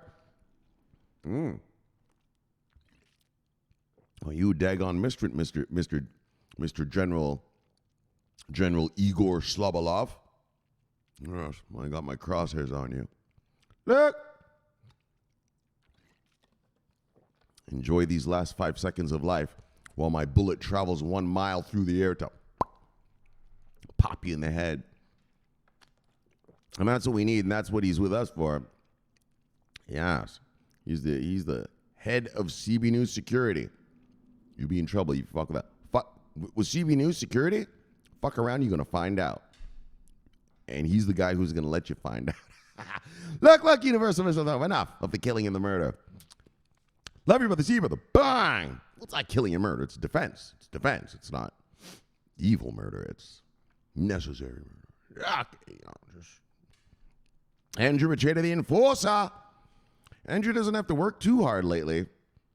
All right, we've just been chilling. But I'll tell you right now, you fuck around. You try to sell some of that crypto, that's all you're going to feel.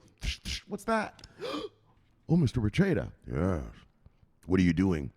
I wasn't doing anything, Mr. Machado. I was just playing. Playing with what? Playing with what, you little fucker? What are you attaching that ledger to your computer for? Oh, no reason. I just wanted to see my account balance. Really? Really? Settle down, fuckstick. I know you were trying to sell that crap. Why'd you cut and paste it into the send? Right, they're busted. Yes, I saw you cutting and pasting it into the send. Settle down, miscreant. Settle down. Settle down. Say it. The juice is worth the squeeze. Say it louder. The juice is worth the squeeze, miscreant. Look, I want to hear it, and I want to know you fucking mean it. Say it. The juice is worth the squeeze. I want to know you mean it. The juice is worth the squeeze, Mr. Machado. You daggone right it is. Now settle down. Settle down. Settle down. Yes, Mr. Machado. Thank you. Thank you. I don't know what I was thinking. I'm sorry. I'm sorry. The juice is, say it. The juice is worth the squeeze. Yeah. This is the enforcer. Right? Because he loves people, right? He loves them. He doesn't want them to sell their crypto prematurely, right? He wants them to make money. Andrew Machado is the people's champion, right? He's for the people. He wants them to rise up, right, against the wealthy. Well, you can't rise up against the wealthy if you're broke. So he's not going to let you get broke, and you try to fuck around, well, you're going to find out. You're going to fucking find out. Attach that ledger, you're going to find out. So settle down. Just don't even think of that ledger. Just put shit in it and leave it alone. And Andrew won't have to come and remind you of what we're doing here. Juice worth the squeeze. Settle down. Andrew Cheddar, the enforcer. Look. And this is what he lives by. This is the Andrew Ricciata creed. It's one thing.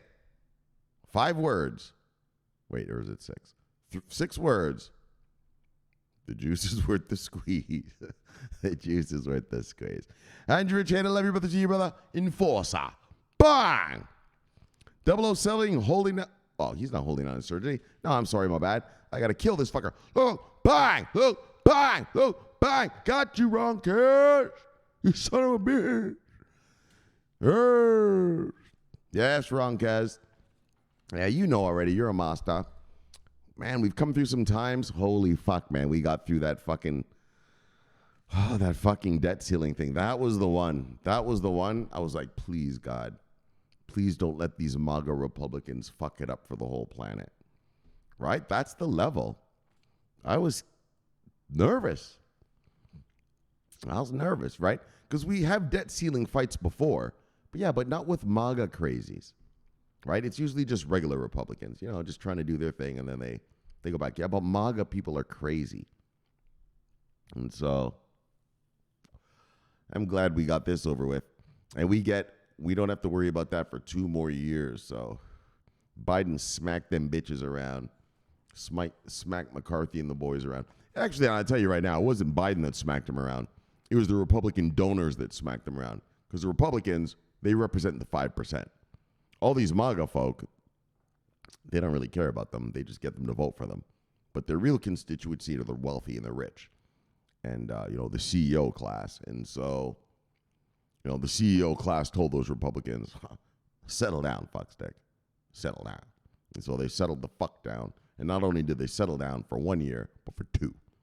So that's the behind-the-scenes stuff. The real money people came and said, look, don't fuck up our economy. And so, America, you got to think of America. America is the cash cow. If you fuck up American economics, well, who's going to make money? If you're a billionaire, you're going to lose all your money. When all the shares and all the stocks and all the bonds you're invested in go to zero. Yeah, so all those rich people told those Republicans, settle down. Okay? Give lip service to these MAGA, but look, we know who cooks the chicken around here, and that's us, the rich. Right? You can keep those trailer park people and talk to them about immigrants and gays and transgenders and all that. But look, after you make sure that our money is right. So they made the money right, and here we are. So look at dropper, killer. Love you, brother. See you, brother. Bang! Holding down the chicken. Bidim's full chicken. Love you, brother. See you, brother. Bang! Connecting the dots. Yes. Grudgeable. IOTA Master. So this is the guy right here. If you got some IOTA, which you should, in my opinion, this is just the opinion to presenter. This is not financial advice. But in my opinion, you should have IOTA. And if you have IOTA, well, you want to talk to this guy right here. Look at the chicken he's got. Oh, yeah, he's got the chicken. Yeah. That's a big old IOTA chicken right there. It's a new breed of chicken. It's a new breed of chicken. Yeah. It's better than blockchain chicken. It's a tangle. Wow. Tastier, more plump, more juicy. You know what I'm saying? It's a new breed of chicken Grunchtable's rocking. It's that IOTA chicken, brother. Love you, brother. See you, brother. Bang! Yeah. He tells you when to stake it and when not and all that. Counterways. Love you, brother. See you, brother. Bang! Holy Dino. Of course, you all know we love Dino. He's our resident bank robber. But master bank robber. Not like some punk who goes in and just puts a gun in some girl's face and tells him, give me the money. No. Right? He gets in under the tunnels, digs through tunnels and past security systems. Look at him. Still hasn't offered me a job, but look, I'm just so glad we got through this fucking debt ceiling right now. I can't even be angry at him. Dino Jankovic, the inventor of Noah Fest. Not the inventor, but the trademark of it is from him. He invented the name. Love you, Dino. See you, Dino. Bang! Yes, indeed. Job master. Bitcoin Kong. Wow. Never been the cheaper though. Bye. All right, let's hurry up a little bit now. Stefan, lever for the cheaper though. Bang. Native Warrior, lever for the cheaper though. Also Pascu Yaki Tribe master. Bang. Member. Pascu Yaki Tribe member. Bang. And as you can see, well, he holds the chicken. And he's rocking the Hector Trader, you daggone know it. That's how we're going to make our money after this crypto. When we load up our Forex accounts, bang, bang, bang, and we're making fucking $10,000, $20,000 trades per trade. All right, we'll talk about that when we get there, though. Adam, love you for the Sheba, though. Bang. WOM, love you for the Sheba, though. Bang. DP Entertainment. So, whoops. What's going on here? DP Entertainment. So, brother. Yeah. You dang all right, brother. Bringing this soul to the crypto market. Love you for the Sheba, though. Bang! Regulatory clarity, HODL life, cryptocurrency. That's all you need to know about the man. He's got his mind right. His mind is right. It is right. Crypto lead, lever for the cheaper though. Bang! And Beanie, I'm always begging for an extra one. Bang! Benjamin, always wanted a 2-piece chicken. Greedy. He's greedy, but that's all right because we love him so much we'll give him 2. All right. Let's head back. Wait. Bang! Welcome back, everybody. All right. So look. All right, let's do our summary and wrap this puppy up. How long is this so far?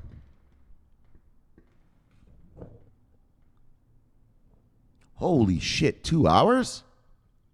Oh, fuck. I'm sorry, guys. Look, I know, but that's what happens when I didn't talk to you for so long. We have a lot to say.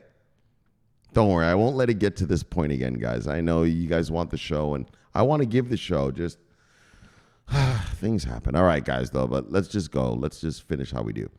So Ernst Young, Ethereum carbon emissions. So, right, that's called use case. That's how it benefits a company, right? Like, companies have to pay for carbon emissions, right? You have to pay for polluting.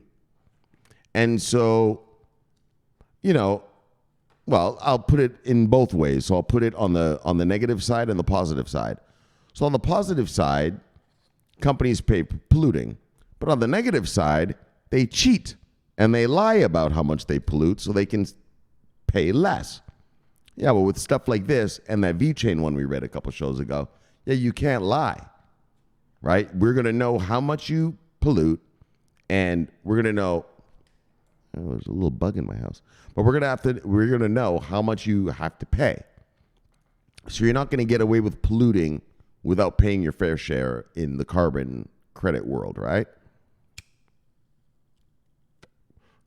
And but this also benefits industry in that, like I said, if you're a company like GE, they make the stove right there. They make the fucking refrigerator right.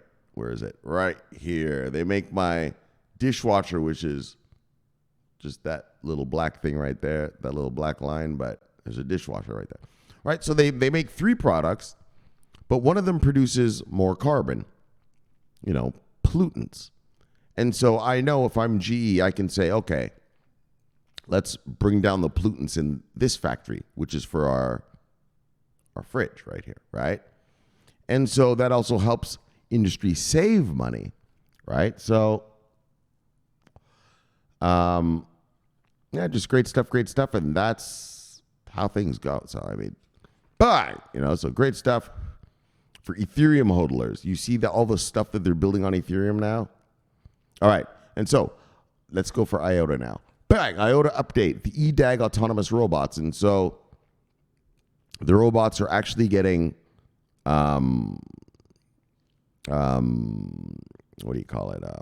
used on the streets, right? They're testing them. They're using them now, right? Back in 2019, they had the concept cars and they showed us the little videos of what they'll do. All right, well, now they're deploying them. And they're deploying them in Frankfurt, Germany, to begin this whole smart city thing, right? So, we talked about this before. Smart cities are going to be like new cities. They're going to, they're going to collect data on stuff and little things like this. You're going to have little robots and stuff running around, not just robots, but like that thing that they talked about where, you might not need a car. You just call the autonomous thing and it comes get you and takes you wherever, right? Let's get real. Everybody likes to have their own car. So, but if you're just going to and from work, well, why use your own car? Yeah. Why pay for the gas for it? Yeah. Why ruin the engine? Why ruin, I don't know if the streets are bad. Like, why fuck up your car? Yeah. Take an autonomous car to work. Cost you fucking 2 IOTAs, nothing, like 20 cents. Anyways, but just so they have the machines that do stuff. I told you my favorite one was the one where we looked at where those machines serviced that airplane, right? The airplane landed, it parked in the gate, and as soon as it landed, the machines came, right? Took the baggage off the airplane. The other machine came and put the gas in the airplane so it could go on its next trip. And then that other machine came and put the food. Remember, it had that, and it put the food up. So it serviced that aircraft, without need of human help. Now, I know what you're saying, but Shomari, the baggage handlers, the guys who put the gas and oil in the airplane, the people who put it, they're going to lose their jobs. I know. And I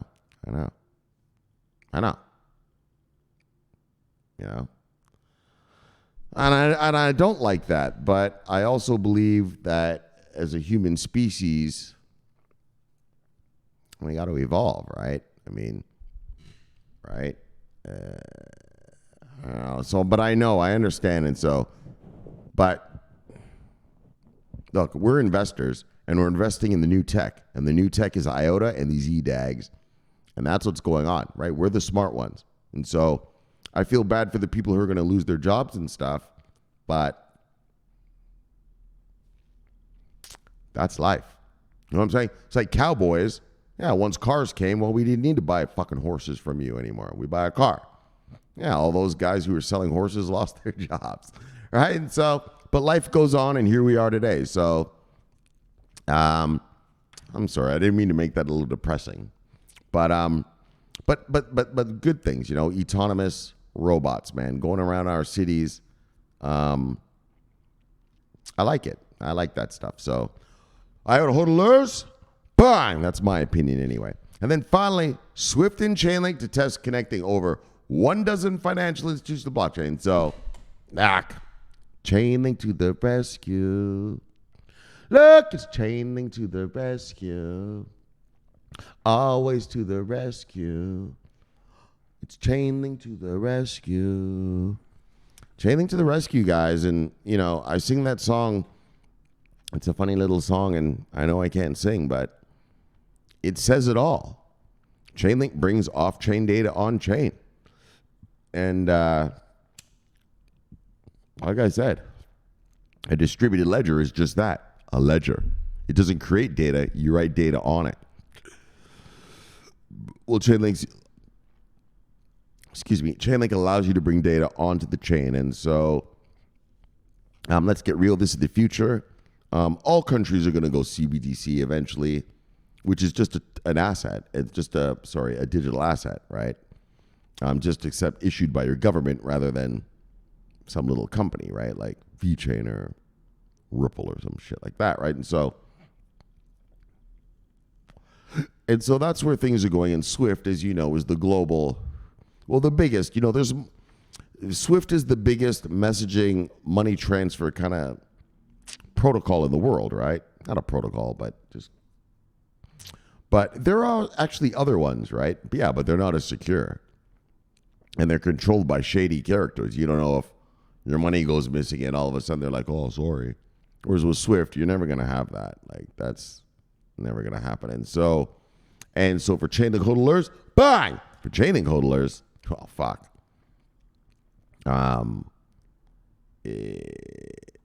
I mean, I'm going to look at this. So I'm going to tell you, as a Chainlink holder myself, when you test something like this, and if it works, well, if they decide to do it, they say, well, why don't we just use Chainlink? Because it worked when they did it, right? In other words, you already know something works, so you use it, right? And so for Chainlink hodlers, man, I mean, honestly, you guys know me. I don't blow sunshine up anyone's ass. I don't bullshit you.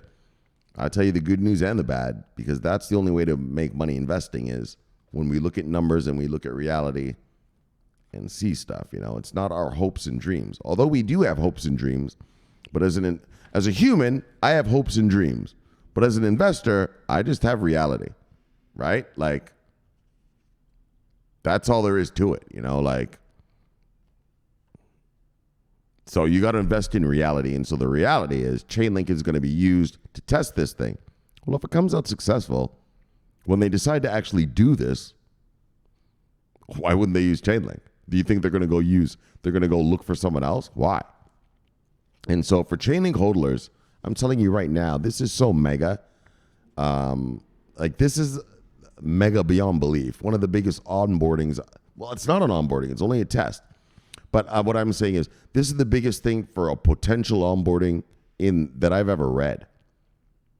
Chainlink, you know, banks all across the world using blockchain and banks all across the world using Chainlink to feed their blockchain's real-time data. This is the biggest onboarding I've ever read. And so Chainlink hodlers, in my opinion, not financial advice, it's the biggest that I've seen in all of blockchain right now. And so, well, IOTA is pretty big too with the smart cities. So it depends. But when it comes to banking, this is huge for Chainlink. And if you're a Chainlink investor, don't be afraid to buy more. Because, well, not only does Chainlink come to the rescue of other things, but to the very swift financial system. Well, it's not swift financial system, but the swift, I guess you can call it, layer of the financial system, which is pretty much everything. This is huge. This is mega. So Chainlink hodlers, bang, bang, bang. Yes. All right. So on that note, and then let me get back. Let me just say one last thing. So just to get back to the macro overview, where are we, Shomari? All right, guys. Inflation coming down. China is on board. Europe is on board. We got away from the financial crisis of the Republican fucking hostage taking of the debt ceiling, which was put us in a Great Depression. So right now we are just hurry up and wait. It's just hurry up and wait. Oh, and remember China. I forgot about this. So China, remember earlier this year, came out of the lockdown. So now the people are working again. So supply chains are coming on board. I remember I told you this inflation is a supply side inflation. So as the Chinese get the supply chains back online, we will see prices coming down, as well as the work we're doing by raising interest rates. So we're going to see the supply chains coming down. And so, guys, we are in a good mood. How are you feeling, Shomari? Bullish as fuck, fucksticks. Bullish as fuck. There's nothing stopping us right now. Just inflation. I know. That's the last piece of the trifecta of fuckery, but we're winning. That's what I mean. We haven't killed it yet, but we're winning. And so we've killed the food thing in Ukraine already.